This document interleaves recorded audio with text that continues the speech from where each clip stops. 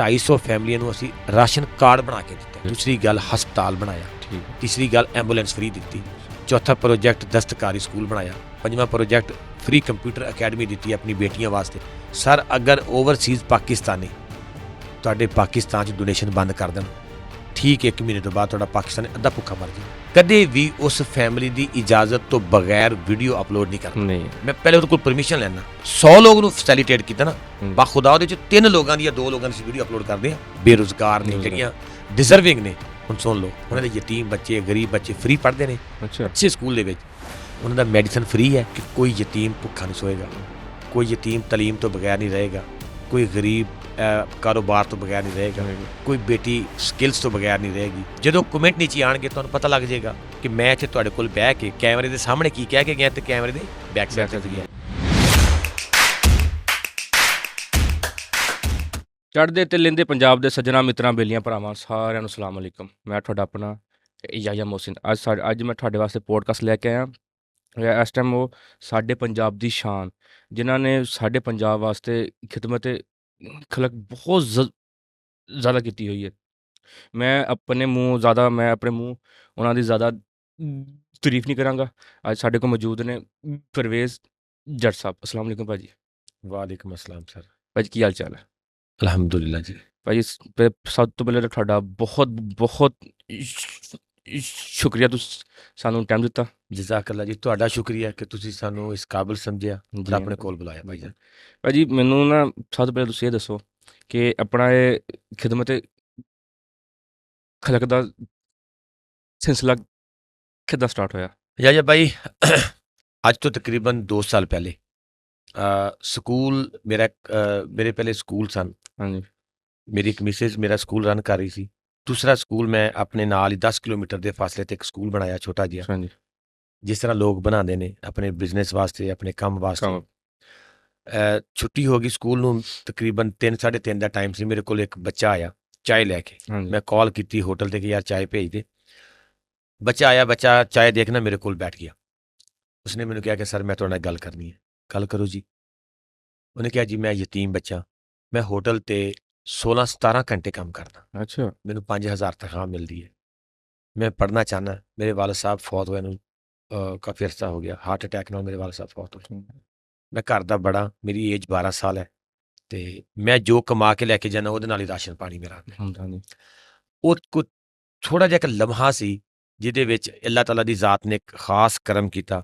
ਉਸ ਟਾਈਮ ਮੈਂ ਸਾਂ, ਉਹ ਬੱਚਾ ਸੀ ਔਰ ਅੱਲਾ ਦੀ ਜ਼ਾਤ ਸੀ। ਮੈਂ ਬਗੈਰ ਸੋਚੇ ਸਮਝੇ ਉਸ ਬੱਚੇ ਨੂੰ ਕਿਹਾ ਕਿ ਅੱਜ ਤੋਂ ਬਾਅਦ ਤੇਰੇ ਘਰ ਦਾ ਸਾਰਾ ਖਰਚਾ ਮੈਂ ਕਰਾਂਗਾ, ਤੈਨੂੰ ਪੜ੍ਹਾਵਾਂਗਾ ਵੀ, ਔਰ ਇਨਸ਼ਾਅੱਲਾ ਤੇਰੇ ਘਰ ਇਹ 5000 ਰੁਪਏ ਜਿਹੜਾ ਤੁਸੀਂ ਇੱਥੇ ਲੈਂਦੇ ਹੋ ਹੋਟਲ ਤੋਂ, ਉਹ 5000 ਵੀ ਦੇਵਾਂਗਾ ਤਾਂ ਕਿ ਤੁਹਾਡੇ ਘਰ ਦਾ ਸਿਸਟਮ ਡਿਸਟਰਬ ਨਾ ਹੋਵੇ।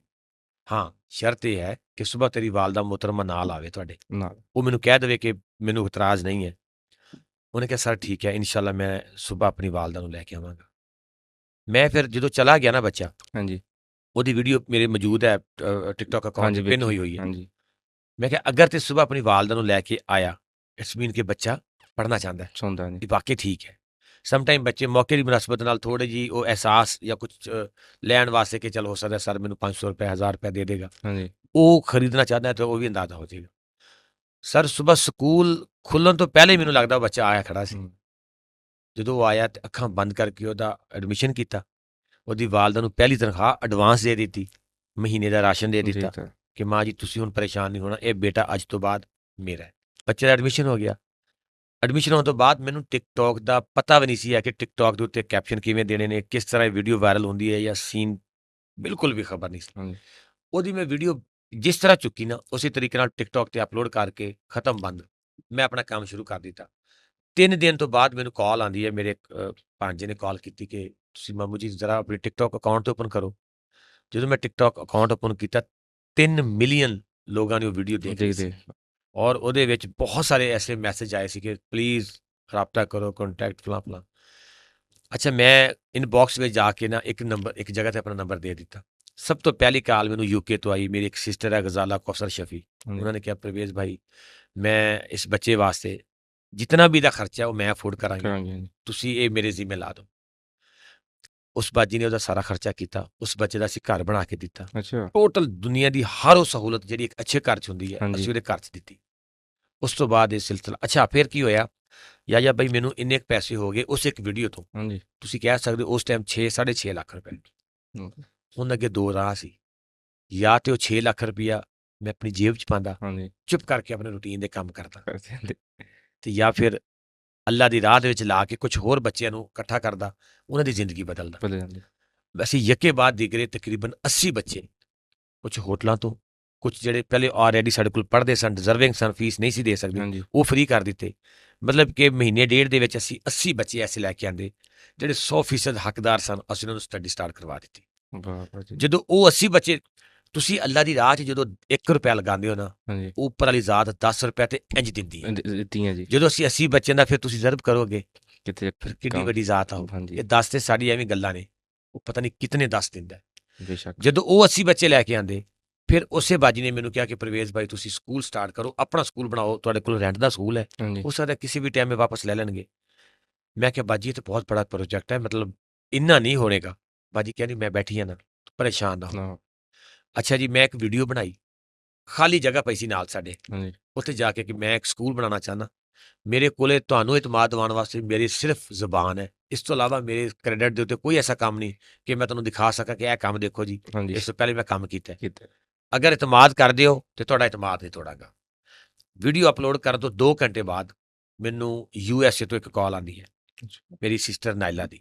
ਮੈਨੂੰ 2 ਸਾਲ ਗੱਲਾਂ ਇੰਝ ਯਾਦ ਨੇ ਜਿਵੇਂ ਦੁਨੀਆ ਦਾ ਪਹਾੜਾ ਯਾਦ ਹੁੰਦਾ। ਹੁੰਦਾ ਜੀ ਬਾਜੀ ਨਾਲਿਆ ਨੇ ਮੈਨੂੰ ਕਿਹਾ ਪ੍ਰਵੇਸ਼ ਭਾਈ ਪਹਿਲੀ ਅਮਾਊਂਟ ਜਿਹੜੀ 2 ਲੱਖ ਰੁਪਏ ਤੇਰੇ ਸਕੂਲ ਦੀ, ਉਹ ਮੇਰੀ ਤਰਫੋਂ ਤੁਹਾਡੇ ਅਕਾਊਂਟ 'ਚ ਸੈਂਡ ਹੋ ਗਈ। ਉਹ 2 ਲੱਖ ਰੁਪਏ ਦੇ ਕੇ ਸਿੱਧਾ ਮੈਂ ਉਹਨਾਂ ਦੇ ਘਰ ਗਿਆ। ਮੈਂ ਕਿਹਾ ਭਾਈਜਾਨ ਇਹ ਮੇਰਾ ਸਟਾਂਪ ਕਰੋ। 2 ਮਹੀਨੇ ਦਾ ਟਾਈਮ ਲੈ ਲਿਆ। ਹਾਂਜੀ ਉਹ ਵੀਡੀਓ ਫਿਰ ਅਪਲੋਡ ਕਰ ਦਿੱਤੀ ਕਿ ਭਾਈ ਇਹ ਸਟਾਂਪ ਚੈੱਕ ਕਰ ਲਓ, ਹਲੋ ਇਹ 2 ਮਹੀਨੇ ਦਾ ਟਾਈਮ ਹੈ, ਇੰਨੇ ਪੈਸੇ ਪੂਰੇ ਕਰਨੇ ਨੇ। ਸਰ 1.5 ਮਹੀਨੇ ਦੇ ਵਿੱਚ ਸਾਰੇ ਪੈਸੇ ਪੂਰੇ ਹੋ ਗਏ। ਜਦੋਂ 2 ਮਹੀਨੇ ਹੋਏ ਤੇ ਅੱਧੇ ਪੈਸੇ ਇੰਨੇ ਆ ਗਏ ਕਿ ਮੈਂ ਅੱਗੋਂ ਸਕੂਲ ਵੀ ਸ਼ੁਰੂ ਕਰ ਦਿੱਤਾ। ਵਾਹ ਭਾਈ ਜਦੋਂ ਮੈਂ ਸਕੂਲ ਸ਼ੁਰੂ ਕੀਤਾ 8.5 ਮਹੀਨਿਆਂ ਦੇ ਵਿੱਚ, ਅਗਰ ਤੁਹਾਡੇ ਮੈਂ ਅਕਾਊਂਟ ਦੇ ਵਿੱਚ ਇੰਨੇ ਪੈਸੇ ਰਖਵਾ ਦੇਵਾਂ ਨਾ ਤੁਹਾਡੇ ਅਕਾਊਂਟ 'ਚ, ਹਾਂਜੀ ਵੀ ਇੱਕ ਤੁਸੀਂ ਬਿਲਡਿੰਗ ਬਣਾਉਣੀ ਹੈ ਇੱਕ ਕਨਾਲ ਦੇ ਵਿੱਚ, ਔਰ ਇਹ ਪੂਰੇ ਪੈਸੇ ਪਏ ਨੇ, ਤੁਸੀਂ 8.5 ਮਹੀਨੇ ਵਿੱਚ ਮੈਨੂੰ ਫਿਰ ਵੀ ਬਿਲਡਿੰਗ ਨਹੀਂ ਬਣਾ ਕੇ ਦੇ ਸਕਦੇ। ਮੈਂ ਗਾਰੰਟੀ ਨਾਲ ਕਹਿੰਦਾ ਤੁਹਾਨੂੰ ਕਮ ਸੇ ਕਮ ਉਹ ਕੰਮ ਕਰਦਿਆਂ ਕਰਦਿਆਂ ਸਾਲ ਸਵਾ ਸਾਲ ਲੱਗੇਗਾ। ਇੱਥੇ ਹੁੰਦਾ ਭਾਈ ਸਰ 18 ਘੰਟੇ ਕੰਮ ਕੀਤਾ ਔਰ ਮੈਂ ਸਿਰ ਤੇ ਬਹਿ ਕੇ ਕੰਮ ਕਰਵਾਇਆ ਦਿਨ ਰਾਤ। 8.5 ਮਹੀਨਿਆਂ ਦੇ ਵਿੱਚ ਅਸੀਂ ਉਹ ਸਕੂਲ ਕੰਪਲੀਟ ਕਰਕੇ 5 ਦਸੰਬਰ ਨੂੰ ਅਸੀਂ ਉਸ ਸਕੂਲ ਦਾ ਬਕਾਇਦਾ ਇਫਤਤਾਹ ਕਰ ਦਿੱਤਾ। ਨਹੀਂ ਤੇ ਭਾਜੀ ਤੁਸੀਂ ਇਹ 5 ਦਸੰਬਰ ਨੂੰ ਕਿਉਂ ਕੀਤਾ? ਠੀਕ ਹੈ ਵੇ ਤੁਸੀਂ ਉਹਦਾ ਸ਼ੂਟ ਵੀ ਕੀਤਾ, ਤੁਸੀਂ ਉਹ ਫਿਰ ਕਿਸੇ ਵੱਡੇ MPA MNA ਕੋ ਕਰਵਾਇਆ ਹੋਣਾ ਫੀਤਾ ਕਟਾਇਆ ਹੋਇਆ। ਹਾਂ ਕਿ ਭਾਈ ਤੁਹਾਡਾ ਇੱਕ ਨਾਮ ਬਣ ਜਾਵੇ। ਬੜਾ ਜ਼ਬਰਦਸਤ ਸਵਾਲ ਆ ਤੁਹਾਡੇ। ਹਾਂਜੀ ਪਹਿਲੀ ਗੱਲ 5 ਦਸੰਬਰ ਨੂੰ ਮੈਂ ਇਸ ਵਾਸਤੇ ਕੀਤਾ ਕਿ 5 ਦਸੰਬਰ ਨੂੰ ਮੇਰੀ ਵਾਲਦਾ ਦੀ ਬਰਸੀ ਸੀ। ਮੈਂ ਆਪਣੀ ਵਾਲਦਾ ਮੁਹਤਰਮਾ ਦੇ ਨਾਮ ਤੇ ਉਸ 1000 ਯਤੀਮ ਬੱਚੇ ਦਾ ਜਿਹੜਾ ਸਕੂਲ ਆਪਣੀ ਕਪੈਸਿਟੀ 'ਚ ਰਹਿ ਕੇ ਬਣਾਇਆ, ਹਾਂਜੀ ਮੈਂ ਆਪਣੀ ਵਾਲਦਾ ਨੂੰ ਡੈਡੀਕੇਟ ਕੀਤਾ ਕਿ ਮੇਰੀ ਮਾਂ ਤੂੰ ਜਿਸ ਪੁੱਤ ਨੂੰ ਪਾਲਿਆ ਸੀ, ਉਸ ਪੁੱਤ ਨੇ ਅੱਜ ਤੇਰੇ ਨਾਮ ਤੇ ਤੇਰੇ ਸਾਲੇ ਸਵਾਬ ਵਾਸਤੇ ਅੱਲਾਹ ਤਾਲਾ ਦੀ ਜ਼ਾਤ ਜਿੱਥੇ ਤੂੰ ਬੈਠੀ ਹੈ ਇਸ ਟਾਈਮ, ਮੇਰੇ ਮਾਲਕ ਦੀ ਖੁਸ਼ਨੁਦੀ ਵਾਸਤੇ ਤੇਰੇ ਪੁੱਤਰ ਨੇ ਤੇਰੀ ਤਰਬੀਅਤ ਨੂੰ ਮੱਦੇਨਜ਼ਰ ਰੱਖਦੇ ਹੋਏ 1000 ਯਤੀਮ ਬੱਚਿਆਂ ਵਾਸਤੇ ਸਕੂਲ ਬਣਾਇਆ। ਨੰਬਰ 2, ਤੁਸੀਂ ਮੇਰੀ ਵੀਡੀਓ ਦੇਖ ਸਕਦੇ ਹੋ, ਸਾਰਾ ਕੁਝ ਪ੍ਰੂਫ ਦੇਵਾਂਗਾ। ਮੈਂ ਕਿਸੇ MP ਨੂੰ ਨਹੀਂ ਬੁਲਾਇਆ, ਕਿਸੇ MNA ਨੂੰ ਨਹੀਂ ਬੁਲਾਇਆ, ਕਿਸੇ ਚੌਧਰੀ ਨੂੰ ਨਹੀਂ ਬੁਲਾਇਆ, ਕਿਸੇ ਬੜੇ ਆਦਮੀ ਨੂੰ ਨਹੀਂ ਬੁਲਾਇਆ। ਮੈਂ ਪਤਾ ਕਿਹਨੂੰ ਬੁਲਾਇਆ? ਮੈਂ ਯਤੀਮ ਬੱਚਿਆਂ ਨੂੰ ਔਰ ਉਹਨਾਂ ਦੀ ਮਾਵਾਂ ਨੂੰ ਬੁਲਾਇਆ। ਉਹ ਮੇਰੇ ਚੀਫ ਗੈਸਟ ਸਨ। ਅੱਛਾ ਕਿਉਂਕਿ ਉਹਨਾਂ ਦੇ ਨਾਮ ਤੇ ਸਕੂਲ ਬਣਿਆ ਸੀ, ਉਹਨਾਂ ਵਾਸਤੇ ਬਣਿਆ ਸੀ। ਉਹਨਾਂ ਤੋਂ ਬੜਾ ਮੇਰੇ ਵਾਸਤੇ ਨਾ ਕੋਈ ਚੀਫ ਗੈਸਟ, ਨਾ ਕੋਈ MPA, ਨਾ ਕੋਈ MNA, ਨਾ ਕੋਈ ਵਜ਼ੀਰ। ਉਹਨਾਂ ਨੂੰ ਬੁਲਾਇਆ, ਉਹਨਾਂ ਦਾ ਖਾਣਾ ਕੀਤਾ, ਉਹਨਾਂ ਦੇ ਹੱਥਾਂ 'ਚੋਂ ਉਹਦਾ ਫੀਤਾ ਕਟਵਾਇਆ, ਉਹਨਾਂ ਨੂੰ ਵੈਲਕਮ ਕੀਤਾ, ਉਹਨਾਂ ਨੂੰ ਪ੍ਰੋਟੋਕੋਲ ਦਿੱਤਾ। ਨਹੀਂ ਤੇ ਭਾਜੀ ਇਹ ਤੁਸੀਂ ਜੋ ਕੁਛ ਹਾਜੀ ਤੁਸੀਂ ਦੱਸਦੇ ਪਏ ਹੋ, ਇਹ ਕੈਮਰੇ ਦੇ ਅੱਗੇ ਵੀ ਉੱਦੀ ਆ ਜਾਂ ਫਿਰ ਜੋ ਕੈਮਰੇ ਦੇ ਅੱਗੇ ਉੱਦੀ ਆ ਜਾਂ ਕੈਮਰੇ ਤੇ ਜਦੋਂ ਕੈਮਰਾ ਬੰਦ ਹੁੰਦਾ ਉਹ ਹਰ ਚੀਜ਼ ਚੇਂਜ ਹੋ ਜਾਂਦੀ ਆ? ਅੱਛਾ ਠੀਕ ਹੈ, ਜ਼ਬਰਦਸਤ। ਮੈਂ ਹੁਣ ਕਿਹਾ ਕਿ ਮੈਂ 1000 ਯਤੀਮ ਬੱਚਿਆਂ ਦੀ ਕਪੈਸਿਟੀ ਦਾ ਸਕੂਲ ਬਣਾਇਆ। ਹਾਂਜੀ ਕਿਆ ਕੈਮਰੇ ਦੇ ਅੱਗੇ ਮੈਂ ਉਹਦੀ ਪਲਾਸਟਿਕ ਦੀ ਬਿਲਡਿੰਗ ਖੜੀ ਕਰਕੇ ਉਹਨੂੰ ਰੰਗ ਰੋਗਨ ਕਰਕੇ, ਨਹੀਂ ਪੂਰੀ ਗੱਲ ਤੇ ਸੁਣ ਮੇਰੀ, ਪੂਰੀ ਪਲਾਸਟਿਕ ਦੀ ਬਿਲਡਿੰਗ ਖੜੀ ਕੀਤੀ, ਕੈਮਰੇ ਦੇ ਅੱਗੇ ਵੀਡੀਓ ਬਣਾਈ ਕਿ ਭਾਜੀ ਇਹ 1000 ਬੱਚੇ ਦਾ ਸਕੂਲ ਹੈ, ਇਹਦੇ ਵਿੱਚ ਅਸੀਂ ਜਨਾਬ ਯਤੀਮ ਬੱਚੇ ਪੜ੍ਹਾਉਂਦੇ ਹਾਂ। ਜਿਉਂ ਹੀ ਕੈਮਰਾ ਬੰਦ ਹੋਇਆ ਉਹ ਬਿਲਡਿੰਗ ਸਾਈਡ ਤੇ ਕਰ ਦਿੱਤੀ, ਉੱਥੇ ਇੱਕ ਟੈਂਟ ਲਾ ਲਿਆ। ਇੰਜ ਨਹੀਂ ਹੁੰਦਾ। ਕੈਮਰੇ ਦੇ ਅੱਗੇ ਵੀ ਹੁਣ ਤੁਸੀਂ ਮੈਂ ਕੈਮਰੇ ਦੇ ਅੱਗੇ ਬੈਠਾ, ਤੁਸੀਂ ਵੀ ਕੈਮਰੇ ਦੇ ਅੱਗੇ ਬੈਠੇ ਹੋ, ਮੈਂ ਨਾ ਤੁਹਾਨੂੰ ਚੇਂਜ ਕਰ ਸਕਦਾ, ਨਾ ਮੈਂ ਆਪਣੇ ਆਪ ਨੂੰ ਚੇਂਜ ਕਰ ਸਕਦਾ। ਮੈਂ ਕੀ ਕਰਦਾ, ਮੇਰੇ ਕੋਲ ਜਿਤਨੇ ਡੋਨਰ ਨੇ ਨਾ, ਮੈਂ ਉਹਨਾਂ ਨੂੰ ਇੱਕ ਰਿਕੁਐਸਟ ਕਰਦਾ ਹੁੰਦਾ ਕਿ ਭਾਈ ਜਾਨ ਪਲੀਜ਼ ਜਦੋਂ ਪਾਕਿਸਤਾਨ ਆਵੋ ਨਾ, ਹੰਬਲ ਰਿਕੁਐਸਟ ਹੈ ਮੇਰੇ ਕੋਲ ਵਿਜ਼ਿਟ ਕਰਨ ਵਾਸਤੇ ਆਓ। ਅਗਰ ਫੋਰ ਐਗਜ਼ਾਮਪਲ ਮੇਰਾ ਕੋਈ ਦਿਖਾਵਾ ਹੋਵੇ, ਕੋਈ ਕੰਮ 'ਚ ਕਮੀ ਬੇਸ਼ੀ ਹੋਵੇ, ਮੈਂ ਉਹਨਾਂ ਤੋਂ ਡਰਾਂਗਾ ਨਾ, ਮੈਂ ਕਹਾਂ ਯਾਰ ਇੱਧਰ ਨਾ ਆ ਜਾਣ ਕਿਵੇਂ, ਅਗਰ ਉਹ ਆਏ ਤੇ ਇਹਨੇ ਸਾਰਾ ਕੁਝ ਦੇਖ ਲੈਣਾ।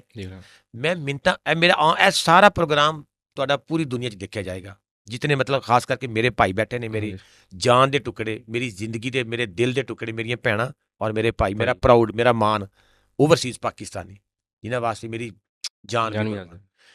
ਜਦੋਂ ਵੀਡੀਓ ਦੇਖਣਗੇ ਨਾ, ਉਹਨਾਂ ਨੂੰ ਪਤਾ ਹੈ ਕਿ ਪ੍ਰਵੇਸ਼ ਸਾਨੂੰ ਕਿੰਨਾ ਫੋਰਸ ਕਰਦਾ। ਮੈਂ ਫਿਰ ਇਹ ਵੀ ਨਾਲ ਕਹਿਣਾ ਹੁੰਦਾ ਕਿ 2-3 ਘੰਟਿਆਂ ਵਾਸਤੇ ਨਾ ਆਉਣਾ, ਇੱਕ ਰਾਤ ਇੱਕ ਦਿਨ ਮੇਰੇ ਨਾਲ ਗੁਜ਼ਾਰਨਾ। ਕਿਉਂ ਗੁਜ਼ਾਰਨਾ? ਇੱਕ ਤੇ ਤੁਹਾਨੂੰ ਇਲਾਕੇ ਦਾ ਪਤਾ ਚੱਲ ਜੇ, ਦੂਸਰਾ ਤੁਹਾਨੂੰ ਮੇਰੀ ਸਟਰਗਲ ਦਾ ਪਤਾ ਚੱਲ ਜਾਵੇ ਕਿ ਮੈਂ ਕਿੰਨਾ ਵਰਕ ਕਰਦਾ। ਔਰ ਓਵਰਸੀਜ਼ ਪਾਕਿਸਤਾਨੀ ਮੇਰੇ ਕੋਲ ਆਉਂਦੇ ਨੇ, ਮੇਰੇ ਉਸ ਦਿਹਾਤੀ ਏਰੀਏ ਦੇ ਵਿੱਚ ਅਮਰੀਕਾ, UK, ਜਰਮਨ, ਫਰਾਂਸ, ਸਾਊਦੀਆ, ਕੁਵੈਤ, ਦੁਬਈ, ਹਰ ਮੁਲਕ ਦੇ ਵਿੱਚੋਂ ਜਿੱਥੇ ਮੇਰੇ ਰਾਬਤੇ ਨੇ, ਉਹ ਵਿਜ਼ਿਟ ਕਰਕੇ ਗਏ ਨੇ। ਔਰ ਅਗਲੀ ਵੀ ਸੁਣ ਲਓ, ਮੈਂ ਹੁਣ ਤੁਹਾਡੇ ਨਾਲ ਜ਼ਿਆਦਾ ਗੱਲ ਕਰ ਰਿਹਾ, ਅਗਲੀ ਵੀ ਸੁਣੋ।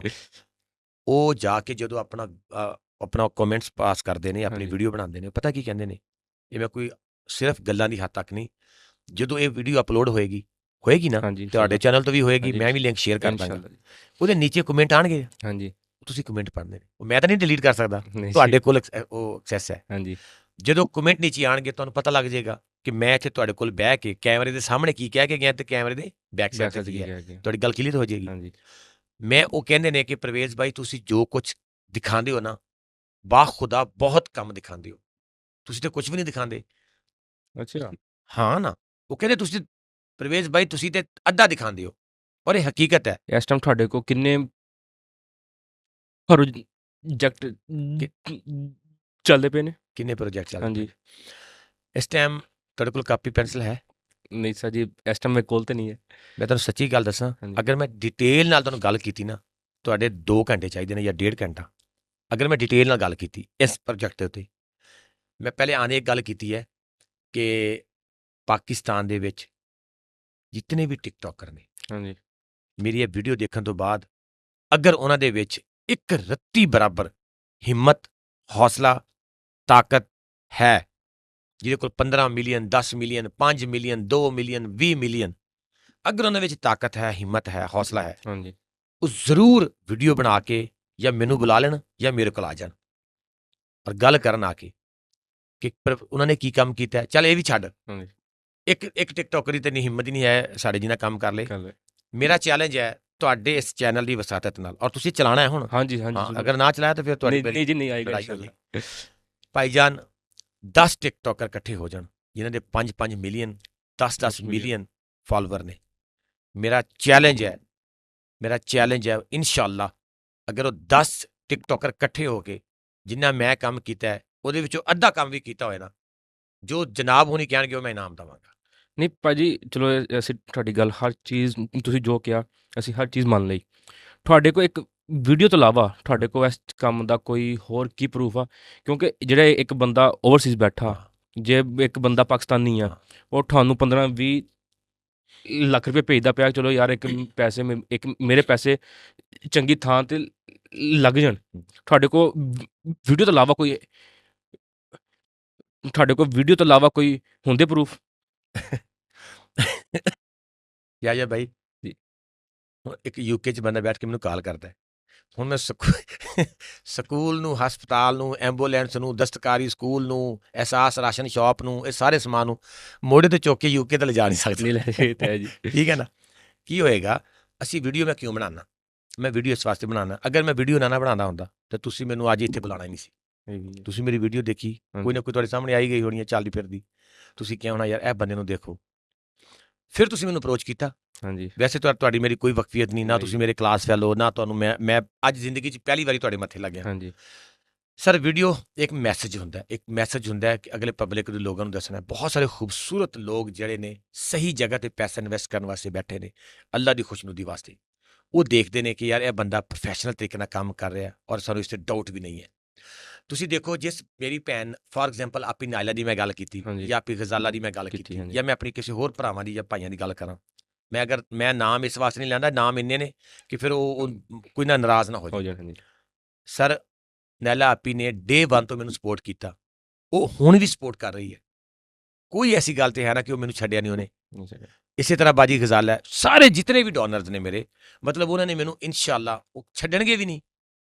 ਉਹਨਾਂ ਨੂੰ ਮੇਰੇ ਉੱਤੇ ਬਹੁਤ ਇਤਮਾਦ ਹੈ ਔਰ ਉਹੀ ਇਤਮਾਦ ਹੀ ਮੈਂ ਇੱਕ ਕਾਇਮ ਰੱਖਿਆ ਇਨਸ਼ਾਅੱਲਾ ਤਾਂ ਕਿਆਮਤ ਜਦੋਂ ਤੱਕ ਮੈਂ ਜ਼ਿੰਦਾ ਰਹੇਗਾ। ਭਾਜੀ ਆਪਣੀ ਜਿਹੜੀ ਟੀਮ ਆ, ਜਿਹੜੀ ਆਪਣੀ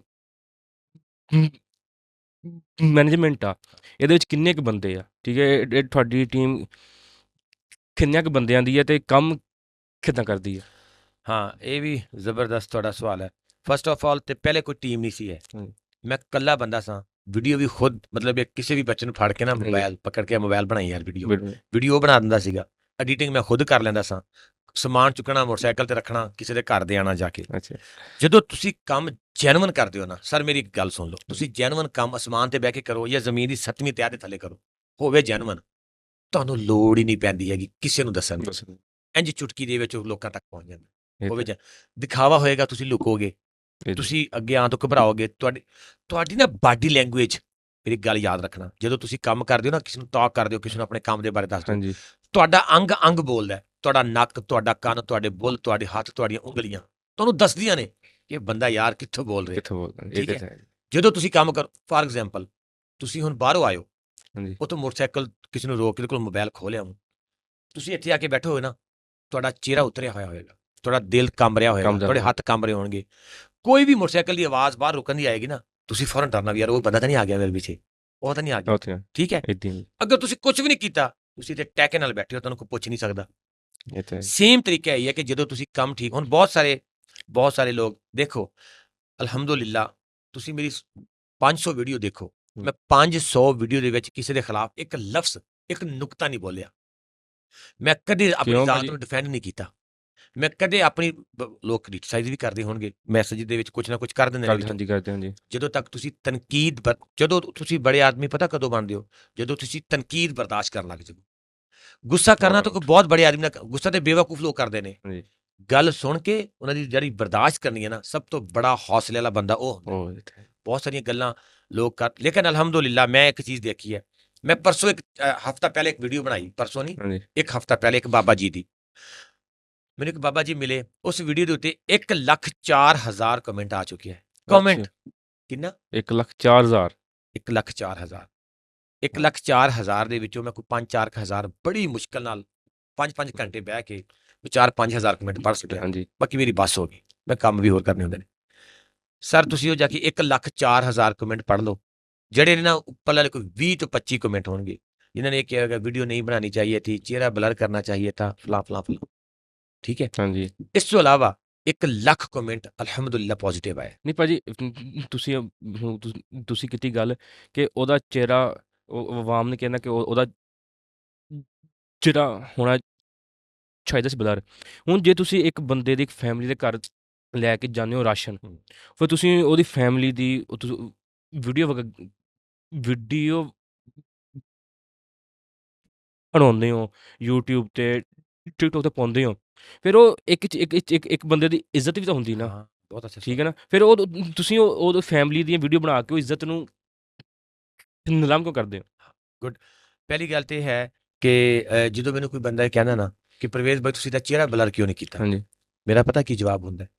ਮੇਰਾ ਜਵਾਬ ਇਹ ਹੁੰਦਾ ਯਾਹਿਆ ਬਾਈ ਕਿ ਸਾਡੀਆਂ ਅੱਖਾਂ ਆਲਰੇਡੀ ਬਲਰ ਨਹੀਂ ਹੈਗੀਆਂ, ਕਿ ਸਾਨੂੰ ਕੁਝ ਨਜ਼ਰ ਹੀ ਨਹੀਂ ਆਉਂਦਾ। ਇਹ ਬੰਦਾ ਭੁੱਖਾ ਕਿਉਂ ਹੈ? ਹੈ ਉਹਦਾ ਚਿਹਰਾ ਬਲਰ ਕਰਨਾ ਇਹਦਾ ਮਤਲਬ ਇਹ ਕੋਈ ਨਜ਼ਰ ਨਾ ਆਵੇ। ਮੇਰੀ ਜਾਨ, ਸਾਡੀਆਂ ਅੱਖਾਂ ਨਹੀਂ ਬਲਰ ਹੈਗੀਆਂ।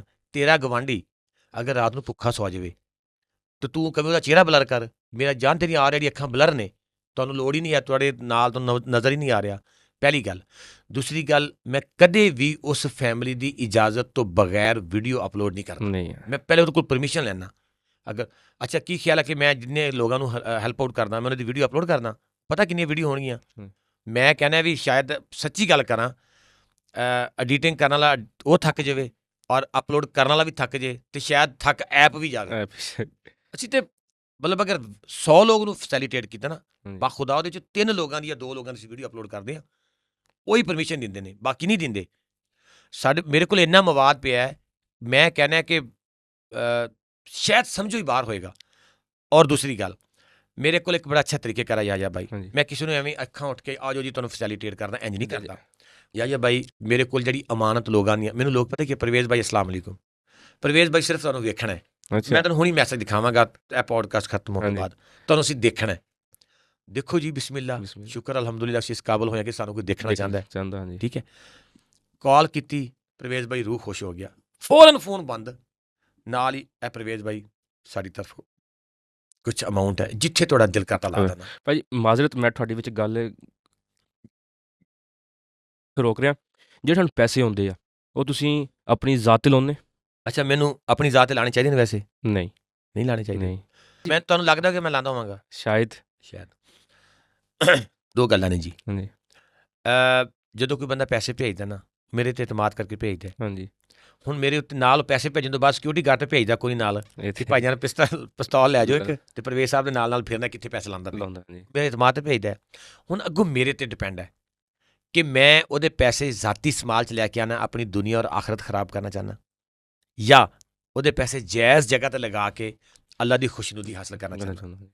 ਮੈਂ ਹਮੇਸ਼ਾ ਇੱਕ ਗੱਲ ਕਰਦਾ ਕਿ ਕੋਈ ਛੋਟੀ ਮੋਟੀ ਅਮਾਊਂਟ ਲਾਈਕ ਕੋਈ 500 100 200 ਦੀਦਾ ਦਨਾਸਤਾ ਤੌਰ 'ਤੇ ਨਹੀਂ, ਗੈਰ ਦੀਦਾ ਦਨਾਸਤਾ ਅਗਰ ਅੱਗੇ ਪਿੱਛੇ ਹੋ ਗਈ ਹੋਵੇ ਤਾਂ ਉਹਦਾ ਮੈਂ ਮਾਫੀ ਮੰਗਾਂਗਾ ਰੱਬ ਤੋਂ ਵੀ ਔਰ ਉਹਨਾਂ ਕੋਲੋਂ ਵੀ।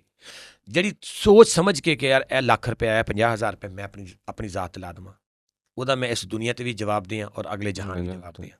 ਨੰਬਰ 2, ਜਿਤਨਾ ਮੈਂ ਕੰਮ ਕੀਤਾ, ਮੇਰੀ ਇੱਕ ਬੜੀ ਖੁਆਇਸ਼ ਹੈ ਕਿ ਯਾ ਅੱਲਾ ਪਾਕ ਇੱਕ ਵਕਤ ਆਵੇ, ਆਡਿਟ ਟੀਮ ਆਏਗੀ, ਆਣੀ ਹੈ, ਕਿਉਂਕਿ ਸਾਡੀ ਜਿਹੜੀ ਵੈਲਫੇਅਰ ਹੈ ਉਹ ਰਜਿਸਟਰਡ ਹੈ। ਅੱਛਾ, ਜਿਸ ਦਿਨ ਉਹ ਆਡਿਟ ਟੀਮ ਮੇਰਾ ਆਡਿਟ ਕਰਕੇ ਜਾਏਗੀ ਨਾ, ਉਹ ਇੱਕ ਗੱਲ ਜ਼ਰੂਰ ਕਹੇਗੀ ਕਿ ਅਕਾਊਂਟ 'ਚ ਪੈਸੇ ਬਹੁਤ ਥੋੜ੍ਹੇ ਆਏ ਨੇ, ਕੰਮ ਬਹੁਤ ਜ਼ਿਆਦਾ ਆਇਆ। ਭਾਜੀ ਫਿਰ ਆਪਣਾ ਘਰ ਦਾ ਨਿਜ਼ਾਮ ਕਿੱਦਾਂ ਚੱਲਦਾ? ਹਾਂ, ਮੇਰੇ ਘਰ ਦਾ ਨਿਜ਼ਾਮ, ਮੇਰਾ ਸਕੂਲ ਹੈ, ਮੇਰੀ ਮਿਸੇਸ ਚਲਾ ਰਹੀ ਹੈ, ਉਹ ਸਕੂਲ ਮੇਰੇ ਪਿੰਡ ਦੇ ਵਿੱਚ ਹੈ, ਉਹ ਤੋਂ ਮੇਰਾ ਘਰ ਦਾ ਨਿਜ਼ਾਮ ਚੱਲਦਾ। ਮੇਰੇ 2 ਭਾਈ ਮਾਸ਼ਾਅੱਲਾ ਅਲਹਮਦੁਲਿਲਾ ਬਰੂਨ ਮੁਲਕ ਨੇਗੇ, ਅਸੀਂ ਫਿਰ ਛੋਟਾ ਮੋਟਾ ਜ਼ਿਮੀਦਾਰਾ ਵੀ ਕਰਦੇ ਹਾਂ।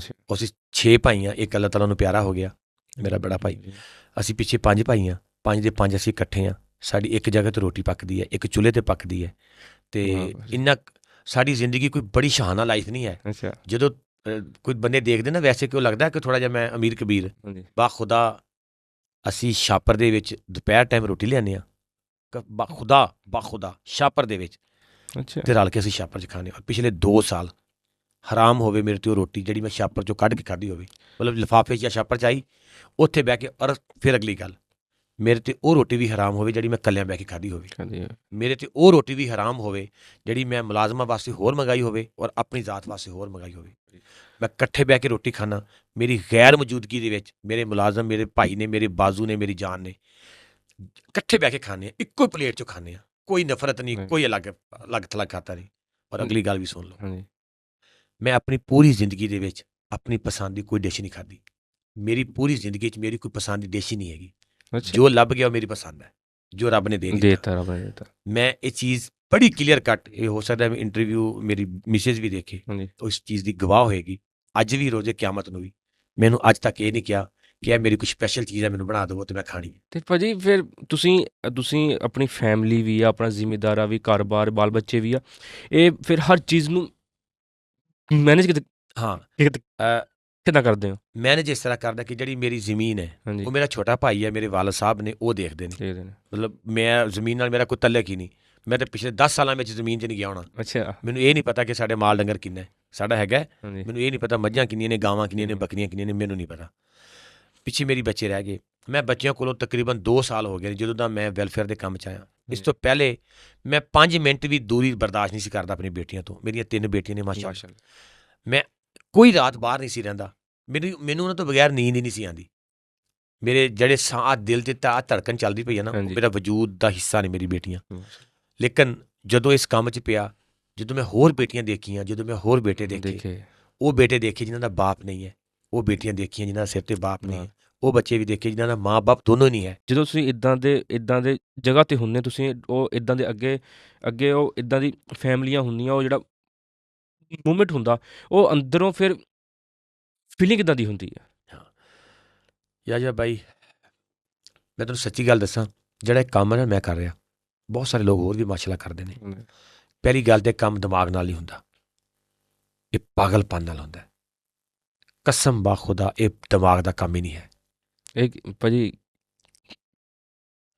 ਇਹਦੇ ਪਿੱਛੇ ਕੀ ਮੈਂ ਦੱਸਣਾ ਰੀਜ਼ਨ? ਮੈਂ ਦੱਸਣਾ ਤੁਸੀਂ ਇੰਨਾ ਕੰਮ 18 ਘੰਟੇ 19 ਘੰਟੇ ਕਿਸੇ ਦੇ ਲਈ, ਕਿਸੇ ਹੋਰ ਲਈ, ਆਪਣੇ ਲਈ ਨਹੀਂ। ਤੁਹਾਨੂੰ ਪਤਾ ਇਸ ਗੱਲ ਦਾ 2 ਸਾਲਾਂ ਦੇ ਵਿੱਚ ਕੋਈ ਬੰਦਾ ਮੇਰੇ ਪਿੰਡ ਦਾ, ਮੇਰੇ ਇਲਾਕੇ ਦਾ, ਮੇਰੇ ਰਿਸ਼ਤੇਦਾਰਾਂ ਦਾ ਇਹ ਕਹਿ ਦੇਵੇ ਕਿ ਪਿਛਲੇ 2 ਸਾਲ ਵੈਲਫੇਅਰ ਦੇ ਗੁਜ਼ਰੇ ਨੇ। ਮੈਂ ਕਿਸੇ ਦੀ ਸ਼ਾਦੀ ਤੇ ਨਹੀਂ ਗਿਆ, ਅੱਛਾ, ਮੈਂ ਕਿਸੇ ਦੀ ਖੁਸ਼ੀ 'ਚ ਨਹੀਂ ਗਿਆ, ਮੈਂ ਕਿਸੇ ਦੇ ਬੁਲਾਏ ਤੇ ਕਿਸੇ ਦੇ ਘਰ ਮੈਂ ਜਾਂਦਾ ਹੀ ਨਹੀਂ। ਮੇਰੀ ਜ਼ਿੰਦਗੀ ਕੱਟ ਆਫ ਹੋ ਗਈ ਹੈ, ਬਾਕੀ ਲਾਈਫ ਮੇਰੀ ਸਿਰਫ ਵੈਲਫੇਅਰ, ਸਿਰਫ ਵੈਲਫੇਅਰ। ਮੇਰੇ ਸਾਹਮਣੇ ਉਹ ਬੱਚੇ, ਉਹ ਯਤੀਮ ਬੱਚੇ, ਉਹ ਬੇਵਾ ਖਵਾਤੀਨ, ਉਹ ਰੋਂਦੀਆਂ ਹੋਈਆਂ ਮਾਵਾਂ, ਉਹ ਰੋਂਦੀਆਂ ਹੋਈਆਂ ਭੈਣਾਂ, ਉਹ ਜਵਾਨ ਬੱਚੀਆਂ, ਉਹ ਕੁਆਰੀਆਂ ਬੈਠੀਆਂ ਘਰ ਵਿਚਾਰੀਆਂ ਬਗੈਰ ਬਾਪ ਤੋਂ ਬੱਚੀਆਂ, ਮੈਨੂੰ ਰਾਤ ਨੂੰ ਸੌਣ ਨਹੀਂ ਦਿੰਦੀਆਂ। ਮੈਂ ਰਾਤ ਨੂੰ ਜਦੋਂ ਸੌਣਾ ਨਾ, ਮੇਰੀ ਸਾਰੀ ਫਿਲਮ ਮੇਰੇ ਦਿਮਾਗ ਚੱਲ ਰਹੀ ਹੁੰਦੀ ਹੈ ਕਿ ਸਵੇਰ ਇਸ ਫੈਮਿਲੀ ਨੂੰ ਮੈਂ ਇੰਝ ਕਰਨਾ ਹੈ, ਫੈਮਿਲੀ ਨੂੰ ਇੰਝ ਕਰਨਾ ਹੈ। ਹੁਣ ਮੇਰੇ ਪ੍ਰੋਜੈਕਟਾਂ 'ਤੇ ਤੁਸੀਂ ਆ ਜਾਓ। ਇਹ ਤੁਹਾਨੂੰ ਮੈਂ ਹੁਣ ਅੱਗੇ ਕਿਹਾ ਨਾ ਕਿ ਤੁਸੀਂ ਪੈਨਸਲ ਚੁੱਕ ਲਵੋ। ਹਾਂਜੀ। ਪਹਿਲੇ ਨੰਬਰ 'ਤੇ ਟਿਕਟੋਕ ਦੀ ਵਸਾਤਤ ਨਾਲ ਮੈਂ ਕੰਮ ਕੀਤਾ। ਮੈਂ ਫਿਰ ਕਹਿ ਰਿਹਾ, ਜਿਹੜੇ ਲੋਕ ਟਿਕਟੋਕ ਦੇ ਉੱਤੇ ਸਿਰਫ ਪੈਸਾ ਸੁੱਟਦੇ ਨੇ, ਨੱਚਦੇ ਨੇ, ਗਾਉਂਦੇ ਨੇ, ਉਹਨਾਂ ਦੀ ਆਪਣੀ ਲਾਈਫ ਕਰਨ। ਮੈਂ ਹਮੇਸ਼ਾ ਕਹਿਣਾ ਹੁੰਦਾ, ਅਗਰ ਦਿਨ 'ਚ 10 ਕੰਮ ਗੁਨਾਹ ਵਾਲੇ ਗਲਤ ਕਰ ਰਹੇ ਹੋ ਨਾ, ਇੱਕ ਕੰਮ 11ਵਾਂ ਅੱਲਾ ਵਾਲਾ ਵੀ ਕਰ ਲਿਆ ਕਰੋ, ਹੋ ਸਕਦਾ ਉਹਦੇ ਸਦਕੇ ਮਾਫੀ ਮਿਲ ਜਾਵੇ। ਇਸ ਜਹਾਨ ਤੋਂ ਬਾਅਦ ਵੀ ਇੱਕ ਜਹਾਨ ਹੈ। ਇਹ ਜਿਹੜੇ ਚਾਰਮਿੰਗ ਦੇ ਦਿਨ ਨੇ ਨਾ, ਇੱਕ ਚੰਦ ਦਿਨ ਹੀ ਹੁੰਦੇ ਨੇ। ਫਿਰ ਜਿਹੜਾ ਰੱਬ ਗੁੱਡੀ ਚੜਾਉਂਦਾ ਨਾ, ਉਹ ਰੱਬ ਗੁੱਡੀ ਸੁੱਟਣਾ ਵੀ ਜਾਣਦਾ। ਬੇਸ਼ੱਕ ਜੀ। ਪਹਿਲੀ ਗੱਲ ਇਹ ਹੈ ਕਿ ਯਤੀਮ ਬੱਚਿਆਂ ਵਾਸਤੇ ਸਕੂਲ ਬਣਾਇਆ, ਠੀਕ ਹੋ ਗਿਆ। ਦੂਸਰੀ ਗੱਲ ਹਸਪਤਾਲ ਬਣਾਇਆ, ਠੀਕ। ਤੀਸਰੀ ਗੱਲ ਐਂਬੂਲੈਂਸ ਫ੍ਰੀ ਦਿੱਤੀ। ਚੌਥਾ ਪ੍ਰੋਜੈਕਟ ਦਸਤਕਾਰੀ ਸਕੂਲ ਬਣਾਇਆ। ਪੰਜਵਾਂ ਪ੍ਰੋਜੈਕਟ ਫ੍ਰੀ ਕੰਪਿਊਟਰ ਅਕੈਡਮੀ ਦਿੱਤੀ ਆਪਣੀ ਬੇਟੀਆਂ ਵਾਸਤੇ, ਉਹਨਾਂ ਨੂੰ ਖੁਦ ਕਫੀਲ ਬਣਾਉਣ ਵਾਸਤੇ। ਫਿਰ ਉਸ ਤੋਂ ਬਾਅਦ ਡਿਸਪੈਂਸਰੀ ਬਣਾਈ, ਫਿਰ ਫਿਲਟਰ ਪਲਾਂਟ ਲਗਾਏ, ਫਿਰ ਫੀ ਖਵਾਤੀ ਨੂੰ 25 ਮੁਰਗੀਆਂ ਦਿੰਨਾ ਕਿ ਆਪਣੇ ਘਰ ਲਿਜਾਣ, ਇਹਨਾਂ ਨੂੰ ਪਾਲਣ, ਇਹਨਾਂ ਦੇ ਅੰਡੇ ਸੇਲ ਕਰਕੇ ਤੇ ਜਨਾਬ ਵੀ ਆਪਣੇ ਘਰ ਦਾ ਸਿਸਟਮ ਚਲਾਉਣ। ਫਿਰ 250 ਫੈਮਲੀਆਂ ਨੇ, 250 ਫੈਮਲੀਆਂ ਮਤਲਬ ਕਿ 14-15 ਲੱਖ ਰੁਪਏ ਬਣਦਾ। 250 ਫੈਮਲੀਆਂ ਨੂੰ ਅਸੀਂ ਰਾਸ਼ਨ ਕਾਰਡ ਬਣਾ ਕੇ ਦਿੱਤਾ, ਉਹਨਾਂ ਦਾ ਸੌਫਟਵੇਅਰ ਬਣਾਇਆ ਬਕਾਇਦਾ। ਅਸੀਂ ਉਹਨਾਂ ਦੇ QR ਕੋਡ ਲਗਾਇਆ ਹੈ ਕਿ ਹਰ ਫੈਮਲੀ ਨੂੰ 1 ਮਹੀਨੇ ਦੇ ਵਿੱਚ 1 ਦਫਾ ਅਸੀਂ ਫ੍ਰੀ ਰਾਸ਼ਨ ਦੇ ਦੇਣਾ। ਔਰ ਫੈਮਲੀਆਂ ਕੌਣ ਨੇ? ਮੈਂ ਖੁਦ ਡੋਰ ਟੂ ਡੋਰ ਜਾ ਕੇ ਉਹਨਾਂ ਫੈਮਲੀਆਂ ਨੂੰ ਚੈੱਕ ਕੀਤਾ ਹੈ ਕਿ ਜਿਨ੍ਹਾਂ ਦਾ ਕੋਈ ਇਨਕਮ ਸੋਰਸ ਨਹੀਂ ਹੈ, ਵੀ ਬੱਚੇ 15 ਸਾਲ ਤੋਂ ਛੋਟੇ ਨੇ, ਬੇਵਾ ਵਿਚਾਰੀ, ਮੀਆਂ ਫੌਤ ਹੋ ਗਿਆ। ਔਰ ਉਹਦੇ ਵਿੱਚ ਉਹ ਫੈਮਲੀਆਂ ਵੀ ਇਨਕਲੂਡ ਨੇ ਜਿਹੜੀਆਂ ਫੈਮਲੀਆਂ ਦੇ ਮੀਆਂ ਹਸਬੈਂਡ ਮਤਲਬ ਫਾਰ ਐਗਜ਼ਾਮਪਲ ਜ਼ਿੰਦਾ ਨੇ ਲੇਕਿਨ ਬਿਸਤਰੇ ਮਰਗ ਤੇ ਪਏ ਨੇ। ਕਿਸੇ ਨੂੰ 2 ਦਫਾ ਫਾਲਜ ਹੋ ਚੁੱਕਿਆ ਹੈ, ਕਿਸੇ ਨੂੰ ਕੈਂਸਰ ਹੈ, ਕਿਸੇ ਦੇ ਗੁਰਦੇ ਵਾਸ਼ ਹੋ ਰਹੇ ਨੇ, ਕਿਸੇ ਦੀ ਲੱਤ ਕੱਟੀ ਗਈ ਹੈ, ਬੇਕਾਰ ਹੋ ਗਏ ਨੇ, ਕੰਮ ਨਹੀਂ ਕਰ ਸਕਦੇ, ਤੁਰ ਨਹੀਂ ਸਕਦੇ। ਉਹਨਾਂ ਫੈਮਲੀਆਂ ਨੂੰ ਵੀ ਉਹਨਾਂ ਦੇ ਵਿੱਚ ਮਿਲਾਇਆ। ਉਸ ਤੋਂ ਬਾਅਦ ਤਸੱਲੀ ਕਰਕੇ ਤਸਦੀਕ ਕਰਨ ਤੋਂ ਬਾਅਦ ਉਹਨਾਂ ਨੂੰ ਜਿਹੜੇ ਨੇ ਕਾਰਡ, ਰਾਸ਼ਨ ਕਾਰਡ ਬਣਾ ਕੇ ਦਿੱਤੇ ਨੇ। ਫਿਰ ਹਰ ਮਹੀਨੇ ਉਹਨਾਂ ਨੂੰ ਰਾਸ਼ਨ ਦੇਈਦਾ। ਉਸ ਤੋਂ ਬਾਅਦ ਇਸੇ ਤਰ੍ਹਾਂ ਹੈਲਥ ਕਾਰਡ, ਹਮੀਦਾ ਮੈਡੀਕਲ, ਮੇਰਾ ਜਿਹੜਾ ਵਾਲਦਾ ਮੁਹਤਰਮਾ ਦੇ ਨਾਮ 'ਤੇ ਮੈਂ ਹਮੀਦਾ ਮੈਡੀਕਲ ਕੰਪਲੈਕਸ ਦਾ ਨਾਮ ਰੱਖਿਆ, ਉਹਦੇ ਵਿੱਚ ਹੈਲਥ ਕਾਰਡ, ਹਮੀਦਾ ਬੀਬੀ ਹੈਲਥ ਕਾਰਡ ਬਣਾ ਕੇ ਦਿੱਤੇ ਨੇ। ਸਾਰੀਆਂ ਫੈਮਲੀਆਂ ਜਿਹੜੀਆਂ ਯਤੀਮ ਨੇ, ਜਿਹੜੀਆਂ ਬੇਵਾ ਨੇ, ਜਿਹੜੀਆਂ ਬੇਰੁਜ਼ਗਾਰ ਨੇ, ਜਿਹੜੀਆਂ ਡਿਜ਼ਰਵਿੰਗ ਨੇ, ਹੁਣ ਸੁਣ ਲਓ, ਉਹਨਾਂ ਦੇ ਯਤੀਮ ਬੱਚੇ, ਗਰੀਬ ਬੱਚੇ ਫ੍ਰੀ ਪੜ੍ਹਦੇ ਨੇ ਅੱਛੇ ਸਕੂਲ ਦੇ ਵਿੱਚ। ਉਹਨਾਂ ਦਾ ਮੈਡੀਸਨ ਫ੍ਰੀ ਹੈ, ਉਹਨਾਂ ਦਾ ਹਸਪਤਾਲ ਫ੍ਰੀ ਹੈ, ਉਹਨਾਂ ਦੀ ਪਿਕ ਐਂਡ ਡਰੋਪ ਫ੍ਰੀ ਹੈ। ਮਤਲਬ ਅਗਰ ਉਹ ਹਸਪਤਾਲ ਜਾਂਦੇ ਨੇ ਐਂਬੂਲੈਂਸ ਦੇ ਉੱਤੇ, ਉਹਨਾਂ ਦਾ ਮਹੀਨੇ ਦਾ ਰਾਸ਼ਨ ਫ੍ਰੀ ਹੈ। ਕੁਝ ਪਿੱਛੇ ਰਹਿ ਗਿਆ ਭਾਜੀ? ਇਹ ਮੇਰੇ ਕੋਲ ਐਸੇ ਗੱਲ 'ਤੇ ਸਵਾਲ ਹੈ, ਜੇ ਤੁਸੀਂ 1 ਮਹੀਨੇ ਦਾ ਬੰਦੇ ਨੂੰ ਪੈਸੇ ਦੇ ਰਹੇ ਹੋ, ਉਹਨਾਂ ਨੂੰ ਮਹੀਨੇ ਦਾ ਰਾਸ਼ਨ ਦੇ ਰਹੇ ਹੋ 2 ਸਾਲ ਤੋਂ, ਠੀਕ ਹੈ, ਜੇ ਤੁਸੀਂ ਇਹੀ ਉਹਨੂੰ ਥੋੜ੍ਹੀ ਜਿਹੀ ਅਮਾਊਂਟ ਦੇ ਕੇ ਉਹਦਾ ਕਾਰੋਬਾਰ ਸਟਾਰਟ ਕਰਾਉਂਦੇ ਕਿ ਭਾਈ ਤੂੰ ਖੁਦ ਮੁਖਤਾਰ ਹੋ, ਤੂੰ ਸਾਡੇ ਕੋਲ ਲੈ ਆਹ ਪੈਸੇ ਆ, ਤੂੰ ਆਪਣਾ ਕਾਰੋਬਾਰ ਸਟਾਰਟ ਕਰ, ਠੀਕ ਹੈ, ਤੂੰ ਆਪਣਾ ਕਮਾ ਤੇ ਆਪਣਾ ਖਾ। ਪਹਿਲੀ ਗੱਲ ਤਾਂ ਇਹ ਹੈ ਕਿ ਮੇਰਾ ਇੱਕ ਵਿਜ਼ਨ ਹੈ ਕਿ ਤੁਸੀਂ ਮਛਲੀ ਖਵਾਓ ਨਾ, ਫੜਨਾ ਸਿਖਾ ਦਿਓ। ਠੀਕ ਹੈ, ਠੀਕ ਹੈ। ਇਸ ਟਾਈਮ ਤੱਕ 280 ਫੈਮਲੀਆਂ ਮੇਰੀਆਂ ਨੇ ਜਿਨ੍ਹਾਂ ਨੂੰ ਮੈਂ ਫਰੂਟ ਦੀਆਂ ਰੇਹੜੀਆਂ ਲਗਵਾ ਕੇ ਦਿੱਤੀਆਂ ਨੇ, ਜਿਨ੍ਹਾਂ ਨੂੰ ਸਬਜ਼ੀ ਦੀਆਂ ਰੇਹੜੀਆਂ ਲਗਵਾ ਕੇ ਦਿੱਤੀਆਂ ਨੇ, ਜਿਨ੍ਹਾਂ ਨੂੰ ਤੇਰੀਆਂ ਫਰੂਟ ਚਾਟ ਦੀਆਂ ਰੇਹੜੀਆਂ ਲਗਵਾ ਕੇ ਦਿੱਤੀਆਂ ਗਈਆਂ। ਮੈਂ ਖੁਦ ਮਿਹਨਤੀ ਬੰਦਾ, ਔਰ ਮਿਹਨਤੀ ਬੰਦੇ ਨੂੰ ਮੈਂ ਪਸੰਦ ਕਰਦਾ। ਮੇਰੀ ਕਿਤਾਬ ਦੀ ਇੱਕ ਤੁਹਾਨੂੰ ਛੋਟਾ ਜਿਹਾ ਕਥਾ ਸੁਣਾਉਣਾ। ਹਾਂਜੀ, ਸੁਣਾਓ ਜੀ। ਕਿ ਕੋਈ ਨਹੀਂ ਤੈਨੂੰ ਮਿਹਣਾ ਮਾਰਦਾ, ਪੱਕਾ ਮੇਰਾ ਵਾਦਾ। ਕੋਈ ਨਹੀਂ ਤੈਨੂੰ ਮਿਹਣਾ ਮਾਰਦਾ, ਪੱਕਾ ਮੇਰਾ ਵਾਦਾ। ਚੋਰੀ ਯਾਰੀ ਮਿਹਣਾ ਮਜ਼ਦੂਰੀ ਕਾਹਦਾ। ਉਹ ਰੁੱਲ ਖੁੱਲ ਜਾਂਦੇ ਲੋਕੀ ਜਿਹੜੇ ਆਸ ਕਿਸੇ ਦੀ ਤੇ ਬਹਿੰਦੇ, 10 ਨੌਹਾਂ ਦੀ ਕਰਨ ਵਾਲੇ ਭੁੱਖੇ ਕਦੇ ਨਹੀਂ ਰਹਿੰਦੇ। ਸਰ, ਜਿਸ ਇੱਕ ਮਾਂ ਹੈ, ਉਹਦੇ ਬੱਚੇ ਨੇ, ਉਹਦੀਆਂ 3 ਬੇਟੀਆਂ ਜਵਾਨ ਨੇ, ਬੱਚੇ ਦੇ 15 ਸਾਲ ਤੋਂ ਛੋਟੇ ਨੇ। ਉਹ ਮਾਂ ਨੂੰ ਹੁਨਰ ਵੀ ਕੋਈ ਨਹੀਂ ਆਉਂਦਾ, ਪਿੰਡਾਂ ਦੇ ਵਿੱਚ ਬੈਠੀਆਂ ਨੇਗੀਆਂ। ਹੁਣ ਪਿੰਡਾਂ ਦੇ ਵਿੱਚ ਕੀ ਤੁਸੀਂ ਕੋਈ ਦੱਸੋ ਕਿ ਪਿੰਡ 'ਚ ਕੋਈ ਕੰਮ ਨਹੀਂ ਕਰ ਸਕਦੀਆਂ? ਮੈਂ ਉਹਨੂੰ ਪੁੱਛਦਾ, ਅਗਰ ਕੋਈ ਮਰਲਾ 2 ਮਰਲੇ ਜ਼ਮੀਨ ਹੈ ਨਾ, ਉਹ 'ਚ ਮੈਂ ਸਬਜ਼ੀ ਲਗਾ ਕੇ ਦੇ ਦਿੰਦਾ। ਮੈਂ ਬਹੁਤ ਸਾਰੀਆਂ 25 ਮੁਰਗੀਆਂ ਕਿਉਂ ਦਿੰਦਾ? ਦੱਸਿਆ ਨਾ, ਇੱਕ ਕਾਰੋਬਾਰ ਹੈ ਨਾ। ਹੁਣ ਇੱਕ ਘਰ ਦੇ ਵਿੱਚ 25 ਮੁਰਗੀਆਂ ਦੇ ਦਿੱਤੀਆਂ, ਉਹਨਾਂ ਨੂੰ ਜਨਾਬ ਕਾਰੋਬਾਰ ਵੀ ਸੈੱਟ ਕਰਵਾ ਦਿੱਤਾ, ਨਾਲ ਇੱਕ ਵਾਰੀ ਰਾਸ਼ਨ ਦੇ ਦਿੱਤਾ ਕਿ ਚੱਲ ਯਾਰ ਕੁਛ ਇੱਕ ਵਾਰੀ ਸਿਸਟਮ ਚੱਲ ਜੇ ਉਸ ਤੋਂ ਬਾਅਦ ਜਿਹੜੀਆਂ ਵਿਚਾਰੀਆਂ ਬਿਲਕੁਲ ਐਸੀਆਂ ਫੈਮਲੀਆਂ ਨੇਗੀਆਂ ਕਿ ਉਹ ਬੁੜੀ ਮਾਂ ਹੈ, ਬਜ਼ੁਰਗ ਔਰਤ ਹੈ, ਬੱਚੇ ਛੋਟੇ ਨੇ, ਲੇਟ ਸ਼ਾਦੀ ਹੋਈ ਹੈ, ਕੋਈ ਕੰਮ ਨਹੀਂ ਕਰ ਸਕਦੀ, ਨਾ ਉਹ ਪੜ੍ਹੀ ਲਿਖੀ ਹੈ, ਨਾ ਕੋਈ ਹੁਨਰ ਹੈ, ਫਿਰ ਬਾਅਮਰੇ ਮਜਬੂਰੀ ਉਹਨਾਂ ਨੂੰ ਉਹਨਾਂ ਦੇ ਘਰ ਦਾ ਉਹਨਾਂ ਨੂੰ ਭੁੱਖਾ ਤਾਂ ਨਹੀਂ ਨਾ ਸਵਾਉਣਾ, ਉਹ ਇਸ ਵਾਸਤੇ ਰਾਸ਼ਨ ਦਈਦਾ। ਬਹੁਤ ਸਾਰੀਆਂ ਫੈਮਲੀਆਂ ਨੇ, ਲਾਤਦਾਦ ਫੈਮਲੀਆਂ ਨੇ ਜਿਨ੍ਹਾਂ ਨੂੰ ਮੈਂ ਫਰੂਟ ਦੀਆਂ ਰੇਹੜੀਆਂ ਕਾਰੋਬਾਰ ਬਣਾ ਕੇ ਦਿੱਤੇ ਨੇ। ਔਰ ਖੁਦ ਕਫੀਲ ਖਵਾਤੀਨ, ਖੁਦ ਕਫੀਲ ਬੇਟੀਆਂ, ਇਹਦਾ ਮੇਰਾ ਸਲੋਗਨ ਹੈ।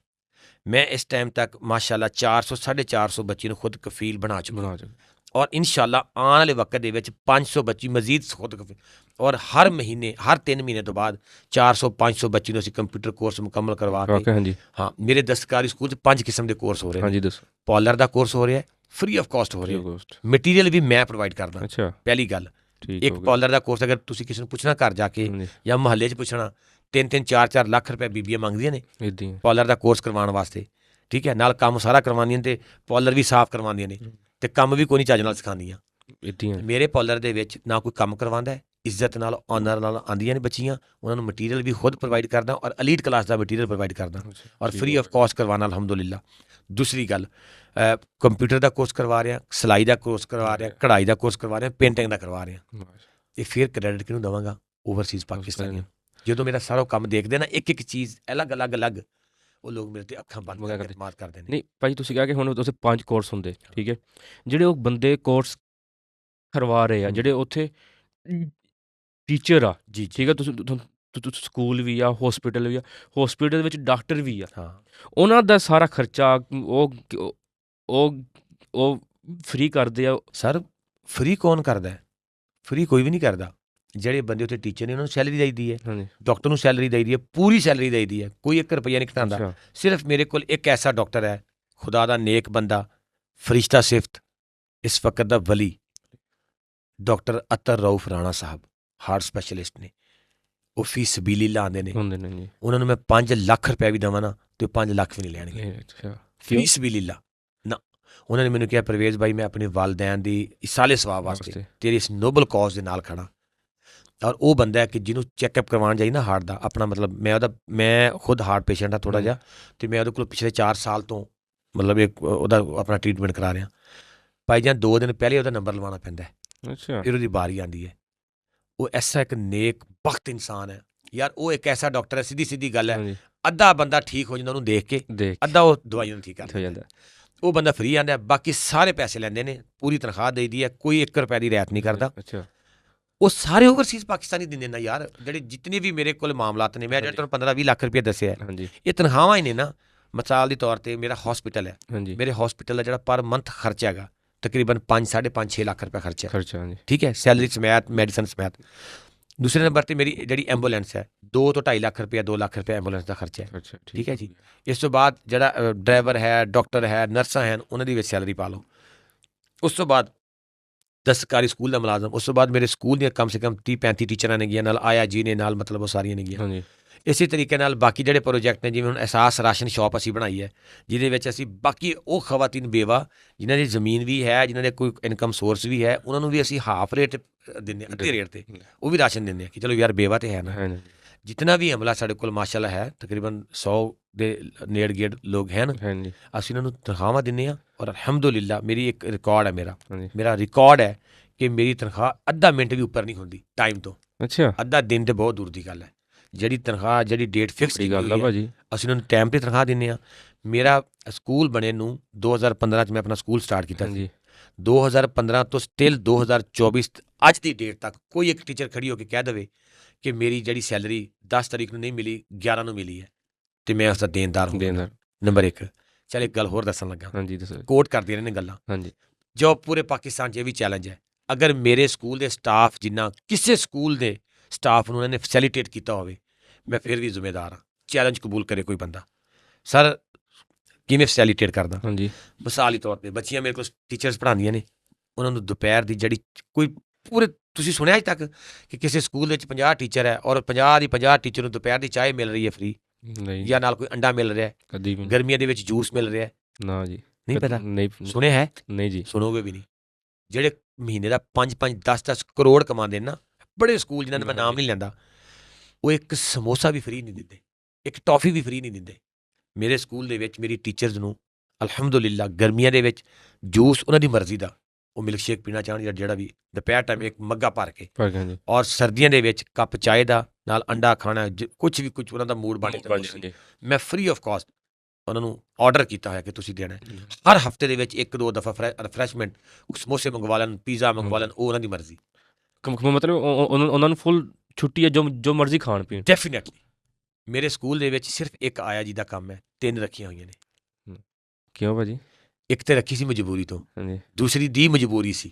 ਮਜਬੂਰੀ ਸਮਝ ਗਿਆ। ਤੇ ਤੀਸਰੀ ਜਿਹੜੀ ਰੱਖੀ ਹੈ ਉਹ ਦੋਵਾਂ ਦੀ ਮਜਬੂਰੀ ਸੀ ਕਿ ਤੀਸਰੀ ਨੂੰ ਵੀ ਰੱਖ, ਉਹਨੇ ਵੀ ਰੱਖ ਲਿਆ। ਫਿਰ ਅਗਲੀ ਵੀ ਸੁਣੋ, ਤਿੰਨੇ ਆਇਆ ਜੀ ਜਿਹੜੀਆਂ ਮੇਰੀਆਂ ਮਾਸ਼ਾਅੱਲਾ ਪੁਰਾਣੀਆਂ ਨੇ, ਤਿੰਨਾਂ ਨੂੰ ਉਮਰਾ ਕਰਾਇਆ। ਮਾਸ਼ਾਅੱਲਾ ਜੀ ਮਾਸ਼ਾਅੱਲਾ। ਕੋਈ ਸਕੂਲ ਦੇ ਸਟਾਫ ਨੂੰ, ਮੈਨੂੰ ਨਹੀਂ, ਮੈਂ ਸੁਣਿਆ ਨਹੀਂ, ਹੋ ਸਕਦਾ ਕਰਵਾਇਆ ਹੋਏਗਾ, ਮੈਂ ਆਪਣੇ ਸਕੂਲ ਦੇ ਸਟਾਫ ਨੂੰ ਵੀ ਉਮਰਾ ਕਰਵਾਇਆ। ਮੈਂ ਉਹਨਾਂ ਦੇ ਅੰਮੀ ਅੱਬੂ ਨੂੰ ਵੀ ਉਮਰਾ ਕਰਵਾਇਆ, ਆਇਆ ਜੀ ਨੂੰ ਵੀ ਕਰਵਾਇਆ। ਮੇਰੇ ਕੋਲ ਜਿਹੜਾ ਸਭ ਤੋਂ ਪਹਿਲਾ ਔਰਫਨ ਬੱਚਾ ਆਇਆ ਸੀਗਾ ਉਹਨੂੰ ਵੀ ਉਮਰਾ ਕਰਵਾਇਆ। ਜਿਤਨੇ ਟੀਚਰ ਨੇ, ਮੇਰੀ ਟੀਚਰ ਨੂੰ ਹੁਣ ਮੈਂ ਦੇਖ ਇੱਥੇ ਬਹਿ ਕੇ ਗਲਤ ਬੈਂਟ ਨਹੀਂ ਕਰ ਸਕਦਾ, ਮੈਂ ਉਹਨਾਂ ਦਾ ਹੈੱਡ ਹਾਂ।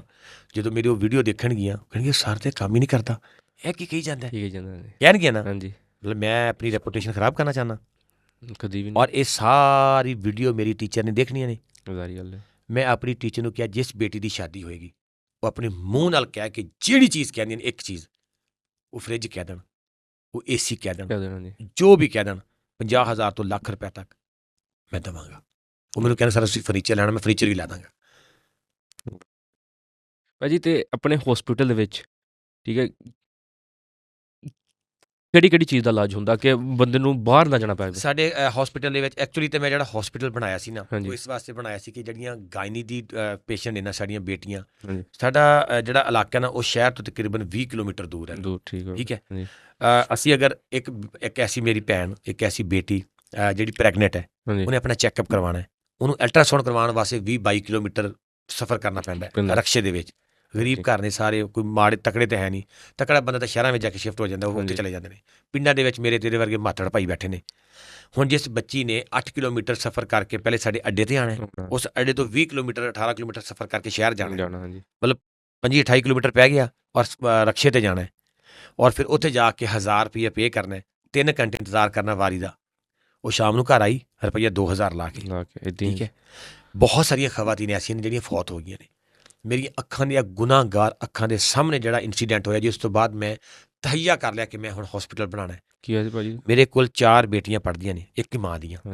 ਉਹਨਾਂ ਦੀ ਵਾਲਦਾ ਦਾ ਮਤਲਬ ਬੇਟੀਆਂ ਸਨ, ਬੇਟਾ ਨਹੀਂ ਸੀ ਹੈਗਾ। ਜਿਸ ਤਰ੍ਹਾਂ ਫਿਰ ਪਿੰਡਾਂ ਦੇ ਵਿੱਚ ਬੰਦਾ ਕਹਿੰਦਾ ਕਿ ਚੱਲ ਯਾਰ ਅੱਲਾਹ ਤਾਲਾ ਬੇਟਾ ਵੀ ਦੇ ਦੇਵੇ। ਉਹਦਾ ਆਪਰੇਟ ਸੀਗਾ, ਉਹ ਜਾ ਰਹੀ ਮੋਟਰਸਾਈਕਲ 'ਤੇ ਬੈਠ ਕੇ ਰਾਸਤੇ ਦੇ ਵਿੱਚ ਕਿਸੇ ਚੀਜ਼ ਨਾਲ ਟਕਰਾਏ ਨੇ, ਉਹ ਗਿਰ ਗਏ ਨੇ। ਮੌਕੇ ਦੇ ਉੱਤੇ ਉਸ ਵਿਚਾਰੀ ਬੱਚੀ ਔਰਤ ਦੀ ਡੈਥ ਹੋ ਗਈ, ਉਹਦੇ ਪੇਟ 'ਚ ਬੱਚੇ ਦੀ ਵੀ ਡੈਥ ਹੋ ਗਈ। ਉਹ ਬੱਚੀਆਂ ਉਹਦੀਆਂ 4 ਬੇਟੀਆਂ ਮੇਰੇ ਨਿੱਕੀਆਂ ਮਾਸੂਮ ਬੱਚੀਆਂ।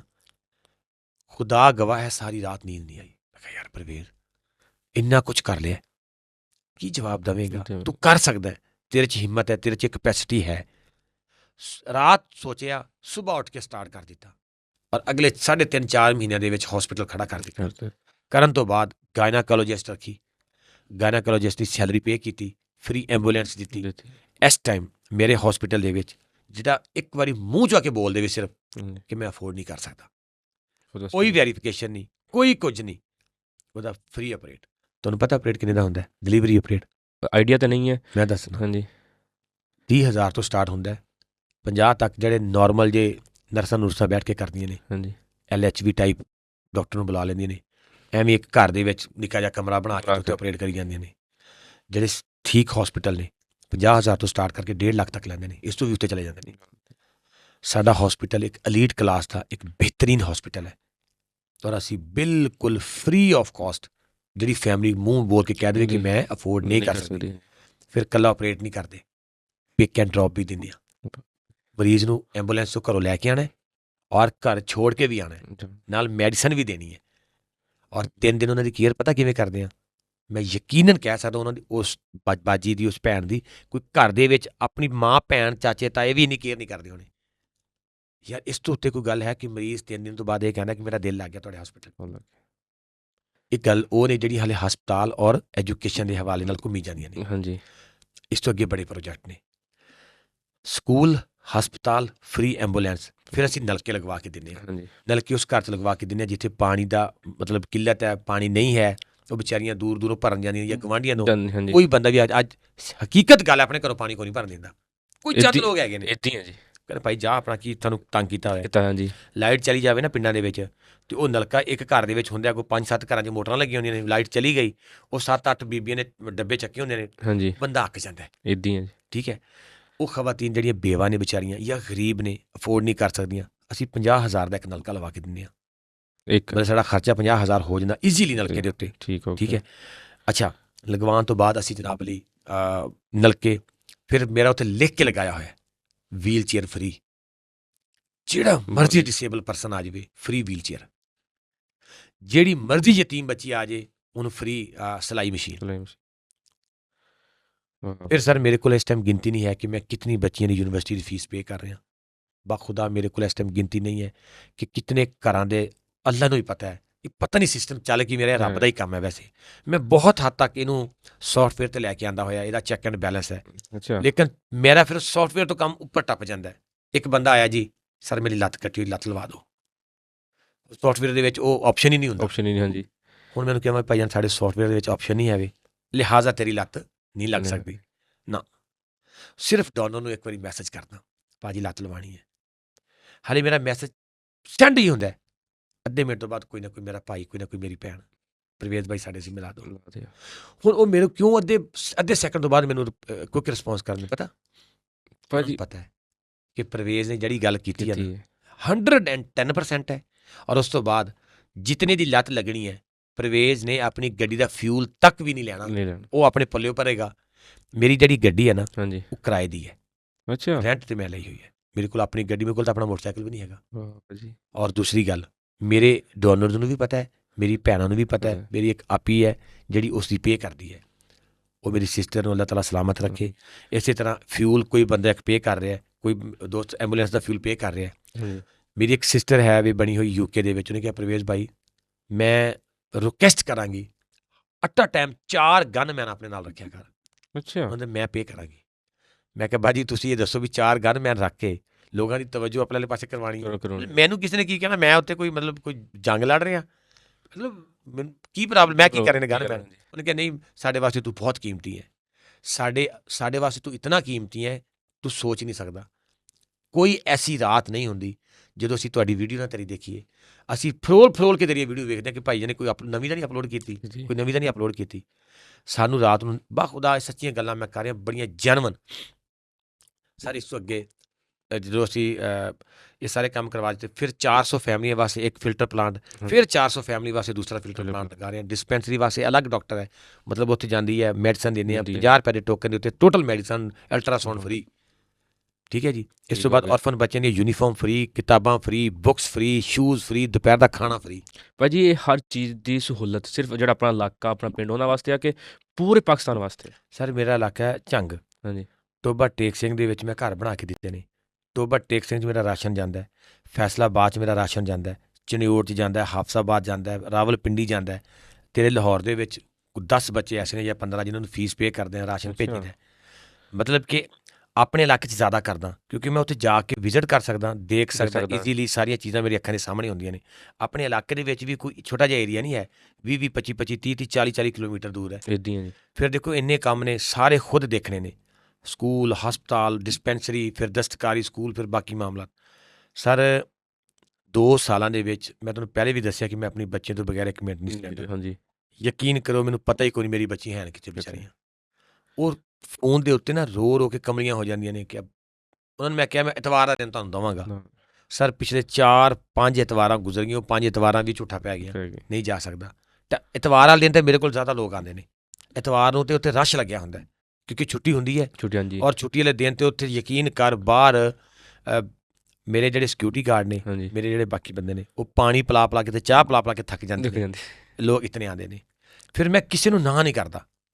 ਮੇਰੀ ਪੂਰੀ ਕੋਸ਼ਿਸ਼ ਹੁੰਦੀ ਹੈ ਕਿ ਯਾਰ ਮੈਂ ਇਹਨਾਂ ਵਾਸਤੇ ਵੀ ਕਹਿ ਦੇਵਾਂ, ਇਹਨਾਂ ਵਾਸਤੇ ਵੀ ਕਹਿ ਦੇਵਾਂ, ਇਹਨਾਂ ਵਾਸਤੇ ਵੀ ਕਹਿ ਦੇਵਾਂ। ਕਈ ਜਾਈਦਾ ਜਿਹਦਾ ਨਾਂ ਵੀ ਹੋਵੇ ਕਵੇ, ਫਿਰ ਮੈਂ ਕੀ ਕਰਾਂ, ਕੋ ਮਾਫੀ ਨਹੀਂ। ਤਾਂ ਭਾਜੀ ਤੁਸੀਂ ਲਿਆ ਕੇ ਫੈਸਲਾਬਾਦ, ਉੱਥੇ ਲਾਹੌਰ, ਹਰ ਜਗ੍ਹਾ 'ਤੇ ਆ, ਅਤੇ ਤੁਹਾਡੇ ਨਾਲ ਓਵਰਸੀਜ਼ 'ਤੇ ਹੈਗੇ ਆ, ਠੀਕ ਹੈ। ਕੋਈ ਬੰਦੇ ਪਾਕਿਸਤਾਨ 'ਚੋਂ ਨਹੀਂ ਉੱਠੇ ਯਾਰ ਨਹੀਂ ਕਿ ਭਾਈ ਅਸੀਂ ਤੁਹਾਡੇ ਨਾਲ ਆ, ਅਸੀਂ ਇਸ ਸ਼ਹਿਰ ਦੇ ਵਿੱਚ ਹਰ ਚੀਜ਼ ਅਸੀਂ ਇਸ ਸ਼ਹਿਰ ਦੇ ਵਿੱਚ ਹਰ ਚੀਜ਼ ਅਸੀਂ ਸਾਂਭ ਲੈਂਦੇ ਪਾਕਿਸਤਾਨ ਦੇ ਵਿੱਚ ਨਾ ਹੁਣ ਮੈਂ ਅਗਰ ਕਹਾਂ ਕਿ ਹੈ ਹੀ ਨਹੀਂ ਤੇ ਫਿਰ ਉਹਨਾਂ ਦੀ ਦਿਲ ਆਜ਼ਾਰੀ ਹੋਏਗੀ ਜਿਹੜੇ ਵਿਚਾਰੇ ਛੋਟੇ ਮੋਟੇ ਹੈਗੇ ਨੇ। ਤੁਸੀਂ ਇਹ ਕਹਿ ਸਕਦੇ ਹੋ ਕਿ ਮਾਈਨਸ ਨਾਲ ਫਿਰ ਇੱਕ ਮਾਈਨਸ ਲਗਾ ਕੇ ਇੰਨੇ ਹੋਣਗੇ। ਮਤਲਬ ਤੁਸੀਂ ਕਹਿ ਸਕਦੇ ਹੋ ਪੂਰੇ ਪਾਕਿਸਤਾਨ 'ਚ 3 ਤੋਂ 4 5 ਕਿਸੇ ਨੇ 5000 ਕਿਸੇ ਨੇ 10,000 ਇੱਕ ਦੋ ਦਫਾ ਇਸ ਤਰ੍ਹਾਂ ਕਰਕੇ ਉਹ ਪਾਕਿਸਤਾਨ 'ਚ ਨਹੀਂ, ਮਤਲਬ 0/0 ਕਹਿ ਸਕਦੇ ਹੋ। ਓਵਰਸੀਜ਼ ਪਾਕਿਸਤਾਨੀ ਨੇ ਵਿਚਾਰੇ।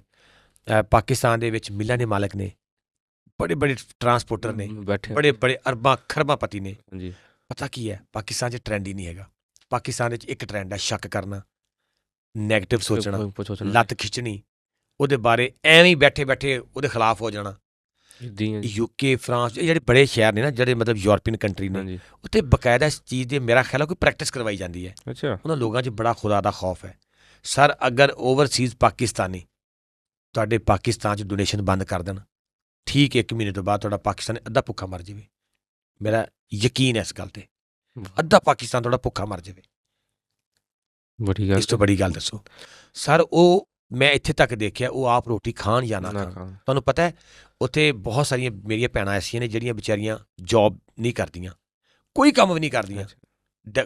ਕਈ ਡਿਵੋਰਸਡ ਨੇ, ਕਈ ਮਤਲਬ ਸਿੰਗਲ ਮਦਰ ਨੇ, ਕਈਆਂ ਦੇ ਹਸਬੈਂਡ ਫੌਤ ਹੋ ਚੁੱਕੇ ਨੇ। ਸਰ ਉਹਨਾਂ ਨੂੰ ਉੱਥੋਂ ਦੀ ਗੌਰਮੈਂਟ ਸਪੋਰਟ ਕਰਦੀ ਹੈ, ਗੌਰਮੈਂਟ ਮਤਲਬ ਉਹਨਾਂ ਨੂੰ ਕੁਝ ਮੰਥਲੀ ਦਿੰਦੀ ਹੈ। ਉਸ ਮੰਥਲੀ ਦੇ ਵਿੱਚੋਂ ਵੀ ਉਹ ਰਾਸ਼ਨ ਦੇ ਦਿੰਦੇ ਨੇ। ਉਸ ਮੰਥਲੀ ਦੇ ਵਿੱਚੋਂ ਵੀ ਉਹ ਮੈਨੂੰ ਕਹਿੰਦੇ ਨੇ ਪਰਵੇਜ਼ ਬਾਈ ਅਸੀਂ ਆਪਣਾ ਖਰਚਾ ਰੱਖ ਲਿਆ, ਇਹ ਬਾਕੀ ਕੁਝ ਬਚ ਗਿਆ, ਤੁਸੀਂ ਕਿਸੇ ਅੱਛੇ ਕੰਮ ਤੇ ਲਾ ਦਿਓ। ਭਾਜੀ ਫਿਰ ਇਸ ਗੱਲ ਤੋਂ ਇਹੀ ਸਾਬਤ ਹੁੰਦਾ ਕਿ ਜਿਹੜੇ ਓਵਰਸੀਜ਼ ਬੈਠੇ ਉਹਨਾਂ ਦੇ ਅੰਦਰ ਹਲੇ ਇਨਸਾਨੀਅਤ ਹੈਗੀ ਆ। ਜਿਹੜੇ ਇੱਥੇ ਪਾਕਿਸਤਾਨ ਦੇ ਅੰਦਰ ਆ ਇਹਨਾਂ 'ਚ ਇਨਸਾਨੀਅਤ ਨਾਮ ਦੀ ਕੋਈ ਚੀਜ਼ ਨਹੀਂ ਹੈਗੀ। ਮੈਂ ਤੁਹਾਨੂੰ ਦੱਸਣਾ, ਉਹਨਾਂ ਵਿੱਚ ਸਿਰਫ ਇਨਸਾਨੀਅਤ ਹੈਗੀ ਨਹੀਂ, ਉਹਨਾਂ ਦੇ ਵਿੱਚ ਇਨਸਾਨੀਅਤ ਕੁੱਟ ਕੇ ਭਰੀ ਹੋਈ ਹੈ। ਤੁਹਾਨੂੰ ਪਤਾ ਹੈ, ਮੈਂ ਆਪਣੀ ਗੱਲ ਕਰਾਂ, ਜਦੋਂ ਅਸੀਂ ਛੋਟੇ ਸਨ ਸਾਨੂੰ ਇਹ ਕਿਹਾ ਜਾਂਦਾ ਸੀ ਕਿ ਜਿਹੜੀਆਂ ਔਰ ਖਵਾਤੀਨ ਦੀ ਭੈਣਾਂ ਦੀ ਬੇਟੀਆਂ ਦੀ ਸ਼ਾਦੀ ਬਾਹਰਲੇ ਮੁਲਕਾਂ 'ਚ ਹੋ ਜਾਂਦੀ ਨਾ, ਮਤਲਬ ਯੂਰਪ ਚਲੀਆਂ ਗਈਆਂ, ਕਿਤੇ ਫਰਾਂਸ ਚਲੀਆਂ ਗਈਆਂ, UK ਚਲੀ ਗਈਆਂ, ਅਮਰੀਕਾ ਚਲੀ ਗਈਆਂ, ਉਹ ਜਾ ਕੇ ਗੋਰੀਆਂ ਹੋ ਜਾਂਦੀਆਂ ਨੇ, ਉੱਥੇ ਉਹ ਗੋਰੀਆਂ ਬਣ ਜਾਂਦੀਆਂ ਨੇ। ਠੀਕ ਹੈ, ਉਹ ਗੋਰੀਆਂ ਬਣ ਜਾਂਦੀਆਂ ਨੇ, ਉਹਨਾਂ ਨੂੰ ਨਮਾਜ਼ ਦਾ ਨਹੀਂ ਪਤਾ ਲੱਗਦਾ, ਉਹ ਅੱਲਾ ਅੱਲਾ ਨਹੀਂ ਕਰਦੀਆਂ। ਉਹ ਸਾਰੀਆਂ ਕਹਾਣੀਆਂ ਝੂਠ, ਜੈਲਸੀ। ਸਰ ਮੇਰੇ ਨਾਲ ਤੇ ਜਿੰਨੀਆਂ ਵੀ ਭੈਣਾਂ ਅਟੈਚ ਨੇ 5 ਵਕਤ ਨਮਾਜ਼ ਪੜ੍ਹਦੀਆਂ ਨੇ, ਬਾ ਖੁਦਾ ਪਰਦੇ ਦਾ ਉਹਨਾਂ ਦਾ ਬੜਾ ਜ਼ਬਰਦਸਤ ਉਹ ਹੈ। ਔਰ ਉਹਨਾਂ ਦੇ ਜਦੋਂ ਮੇਰੇ ਨਾਲ ਗੱਲ ਕਰਦੀਆਂ ਨਾ, ਉਹਨਾਂ ਦੇ ਮੂੰਹ ਦੇ ਵਿੱਚੋਂ ਸੁਬਹਾਨ ਅੱਲਾ, ਅਲਹਮਦੁਲਿਲਾ, ਜਜ਼ਾਕ ਅੱਲਾ, ਭਾਈ ਜਾਨ, ਵੀਰ ਜੀ, ਬੇਟਾ ਜੀ, ਇਸ ਤੋਂ ਮੈਂ ਕਦੇ ਕੋਈ ਗੱਲ ਨਹੀਂ ਸੁਣੀ। ਜਦੋਂ ਪੁੱਛਿਆ ਬੇਟਾ ਮੈਂ ਨਮਾਜ਼ ਪੜ੍ਹ ਕੇ ਤੇਰੇ ਨਾਲ ਰਾਬਤਾ ਕਰਦੀ ਹਾਂ, ਪਰਵੇਜ਼ ਬੇਟਾ ਮੈਂ ਵੀਡੀਓ ਦੇਖੀ ਹੈ, ਮੇਰਾ ਰੋਣਾ ਨਹੀਂ ਬੰਦ ਹੋ ਰਿਹਾ। ਪਰਵੇਜ਼ ਭਾਈ ਮੈਂ ਰਾਤ ਦੀ ਮਤਲਬ ਕਿ ਜਿਹੜੀ ਨਰਮ ਦਿਲ ਨੇ ਹੱਦ ਤੋਂ ਜ਼ਿਆਦਾ, ਜਿਹੜੇ ਸਰ ਪਾਕਿਸਤਾਨ ਤੋਂ ਬਾਹਰ ਚਲੇ ਜਾਂਦੇ ਨੇ ਨਾ, ਉਹ ਲੋਕ ਬਹੁਤ ਨਰਮ ਦਿਲ ਹੋ ਜਾਂਦੇ ਨੇ। ਉਹਨਾਂ ਨੂੰ ਪਾਕਿਸਤਾਨ ਨਾਲ ਇਤਨੀ ਮੁਹੱਬਤ ਹੈ ਸਰ, ਤੁਹਾਨੂੰ ਮੈਨੂੰ 100 ਬੰਦੇ ਨੂੰ ਰਲਾ ਕੇ ਵੀ ਇੰਨੀ ਮੁਹੱਬਤ ਨਹੀਂ ਜਿੱਥੇ ਉੱਥੇ ਇੱਕ ਓਵਰਸੀਜ਼ ਪਾਕਿਸਤਾਨੀ ਨੂੰ ਮੁਹੱਬਤ ਹੈ।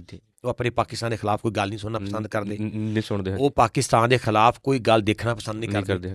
ਮੈਂ ਕਹਿੰਦਾ ਕਿ ਅਗਰ ਕੋਈ ਬੰਦਾ ਕਵੇ ਨਾ ਕਿ ਪਾਕਿਸਤਾਨ ਦੇ ਵਿੱਚ ਬੰਦੇ ਬਚਦੇ ਪਏ ਨੇ, ਆਪਣਾ ਗੁਰਦਾ ਵੇਚ ਦਿਓ, ਯਕੀਨ ਕਰੋ ਓਵਰਸੀਜ਼ ਪਾਕਿਸਤਾਨੀ ਆਪਣਾ ਗੁਰਦਾ ਵੀ ਵੇਚ ਦੇਣਗੇ। ਭਾਜੀ ਤੁਸੀਂ ਰਾਈਟਰ ਵੀ ਹੋ ਅਤੇ ਠੀਕ ਹੈ, ਜਿਹੜੇ ਆਪਣੇ ਓਵਰਸੀਜ਼ ਭਾਈ ਆਪਣੇ ਵਾਸਤੇ ਆਪਣੀ ਇੰਨੀ ਹੈਲਪ ਕਰਦੇ ਆਪਣੇ ਪਾਕਿਸਤਾਨ ਵਾਸਤੇ, ਉਹਨਾਂ ਵਾਸਤੇ ਤੁਸੀਂ ਕੋਈ ਚੀਜ਼ ਲਿਖੀ ਹੋਈ ਹੈ? ਮੂੰਹ ਕੁਝ ਨਾ ਬੋਲ ਸਕੀ ਤੇ ਇੰਜ ਹੈਰਾਨ ਖਲੋਤੀ, ਖਾਬਾਂ ਖਿਆਲਾਂ ਵਾਲੀ ਸੂਰਤ ਸਾਹਮਣੇ ਆਣ ਖਲੋਤੀ। ਉਂਝ ਤੇ ਉਹਦੇ ਨਾਲ ਸੀ ਮੇਰਾ ਮੁੱਦਤਾਂ ਦਾ ਇੱਕ ਰਿਸ਼ਤਾ, ਜਾਣੇ ਜਾਣ ਦੀ ਖਵਾਹਿਸ਼ ਪਾਰੂ ਬਣ ਅਣਜਾਣ ਖਲੋਤੀ।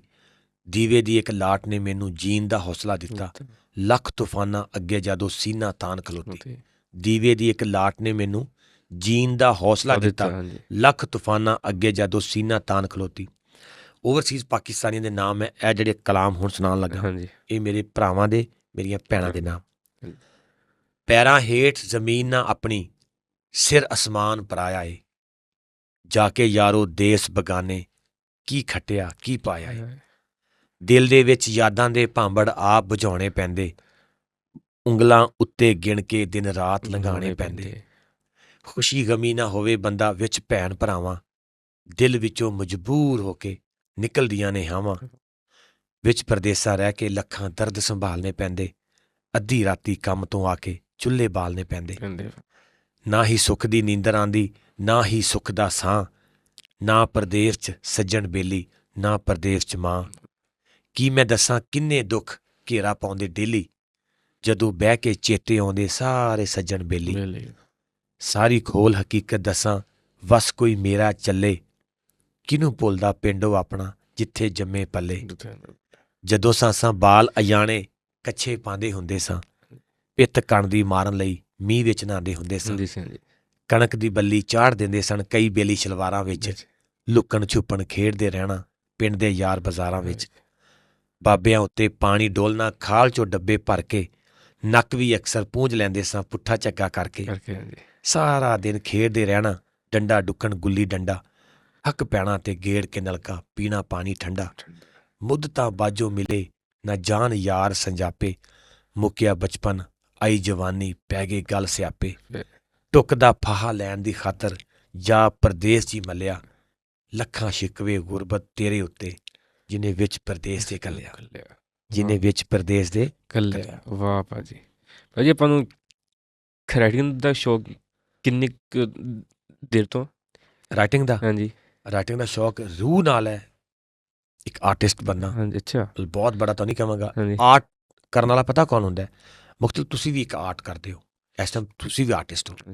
ਹਰ ਉਹ ਬੰਦਾ ਆਰਟ ਕਰਦਾ, ਆਰਟਿਸਟ ਹੁੰਦਾ ਜਿਹੜਾ ਕਿਸੇ ਫਨ ਨੂੰ ਅੱਛੇ ਤਰੀਕੇ ਨਾਲ ਕਰਨ ਦੀ ਕੋਸ਼ਿਸ਼ ਕਰਦਾ ਜਾਂ ਕਰ ਰਿਹਾ ਹੁੰਦਾ। ਮੈਂ 9th ਕਲਾਸ ਤੋਂ ਮਤਲਬ ਮੇਰੀਆਂ ਮਾਸ਼ਾਅੱਲਾ ਮੈਂ ਸਮਝਦਾ ਜੋ ਮੈਂ ਲਿਖਿਆ ਆਪਣੇ ਉਸ ਦੇ ਮੁਤਾਬਿਕ ਆਪਣੇ ਖਾਸ ਜਿਹੇ ਏਰੀਆ ਨੂੰ ਖੁਸ਼ ਕਰ ਲੈਂਦਾ ਸਾਂ, ਕੁਛ ਅੱਛਾ ਲਿਖ ਲੈਂਦਾ ਸਾਂ। ਪੁਲਿਸ ਦੇ ਵਿੱਚ ਰਿਹਾ, ਨੌਕਰੀ ਕੀਤੀ 13-14 ਸਾਲ ਪੁਲਿਸ। ਹਾਂਜੀ, ਅਤੇ ਬਹੁਤ ਸਾਰੇ ਸੌਂਗ ਲਿਖੇ ਨੇ ਪੁਲਿਸ ਦੇ, ਠੀਕ ਹੈ। 21-13 ਵਰਗੇ ਨੇ, ਗੱਭਰੂ ਸ਼ੇਰਾਂ ਵਰਗੇ ਨੇ, ਜਾਂਦੇ ਜਿਸ ਇਲਾਕੇ ਨੇ, ਸ਼ੇਰਾਂ ਵਰਗੇ ਗੱਭਰੂ ਸਾਡੇ ਸਭ ਦੇ ਰਾਖੇ ਨੇ, ਇਹ ਜਾਗਦੇ ਨੇ ਜਦ ਰਾਤਾਂ ਨੂੰ, ਇਹ ਯਾਰਾ ਸਭ ਹਾਲਾਤਾਂ ਨੂੰ ਕਰਦੇ ਕਾਬੂ ਆਪੇ ਨੇ, ਸ਼ੇਰਾਂ ਵਰਗੇ ਗੱਭਰੂ ਸਾਡੇ ਸਭ ਦੇ ਰਾਖੇ ਨੇ।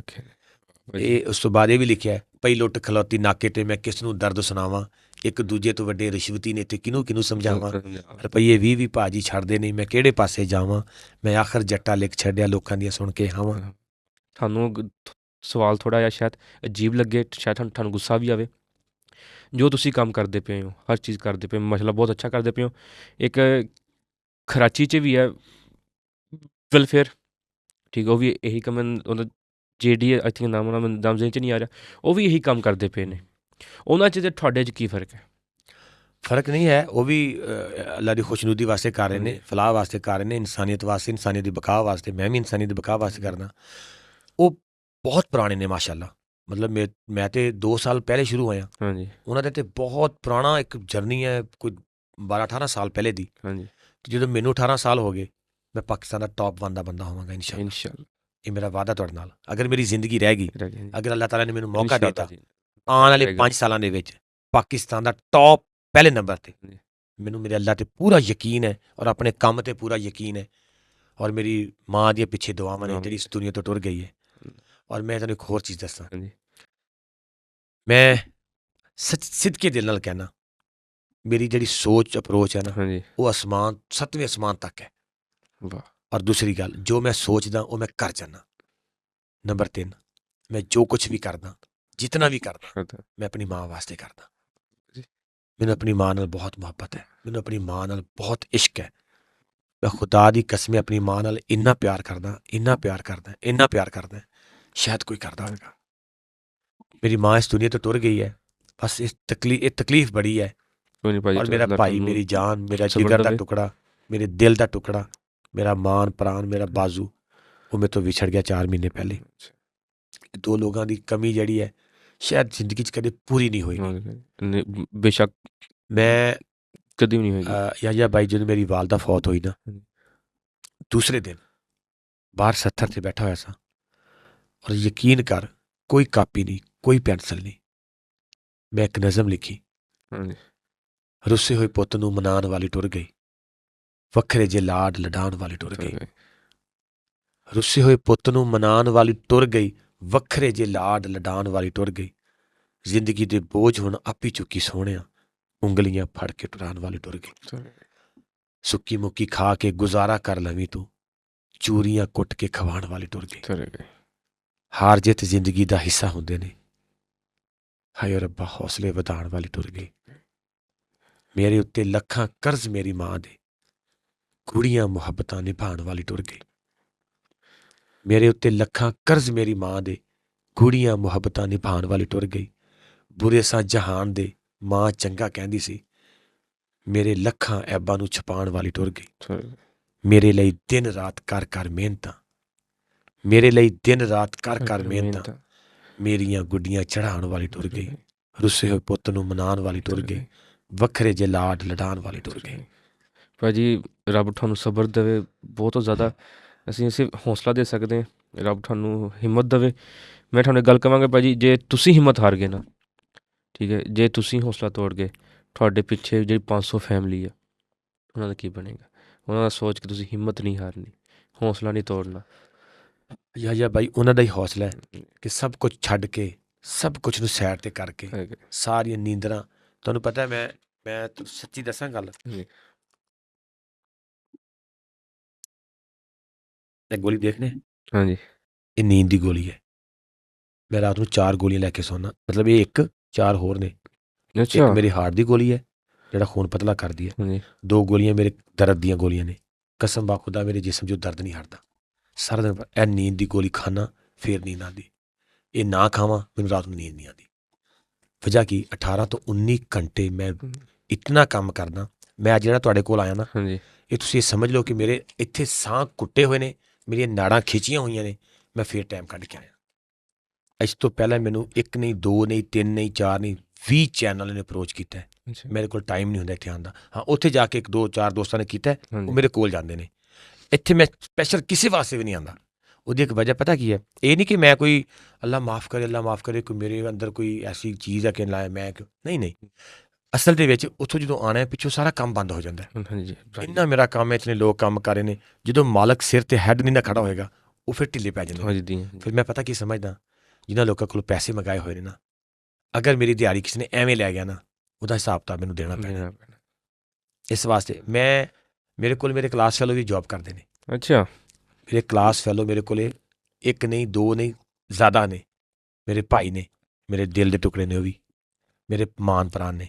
ਲੇਕਿਨ ਅਗਰ 8 ਵਜੇ ਦਾ ਟਾਈਮ ਹੈ ਨਾ, 8 ਵਜੇ 1 ਮਿੰਟ ਵੀ ਉੱਤੇ ਨਹੀਂ ਕਰਨਾ।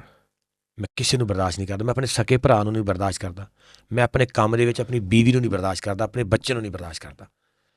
ਪੂਰੇ ਪੈਸ਼ਨ ਨਾਲ, ਇਮਾਨਦਾਰੀ ਨਾਲ। ਯਾਰ ਜਦੋਂ ਮੈਂ ਖੁਦ 18 19 ਘੰਟੇ ਮੈਦਾਨ 'ਚ ਰਹਿਣਾ, ਬਾਕੀ ਕਿਉਂ ਨਹੀਂ ਰਹਿਣਾ? ਮਤਲਬ ਮੈਂ ਡਿਊਟੀ 'ਤੇ ਖੜਾ ਹੋਵਾਂ ਅਤੇ ਮੇਰੇ ਜਿਹੜੇ ਨਾਲ ਵਾਲੇ ਵਰਕ ਕਰਨ ਵਾਲੇ ਬੰਦੇ ਸੁੱਤੇ ਪਏ ਹੋਣ, ਇੰਝ ਨਹੀਂ ਹੁੰਦਾ। ਇਸ ਵਾਸਤੇ ਮੈਂ ਫਿਰ ਕਹਿਣਾ, ਯਾ ਅੱਲਾ ਕੋਈ ਐਸਾ ਮੂੰਹ 'ਚ ਲਫ਼ਜ਼ ਨਾ ਨਿਕਲ ਜੇ ਜਿਹੜਾ ਕੋਈ ਗਰੂਰ ਵਾਲੇ ਤਕੱਬਰ ਵਾਲੇ ਪਾਸੇ।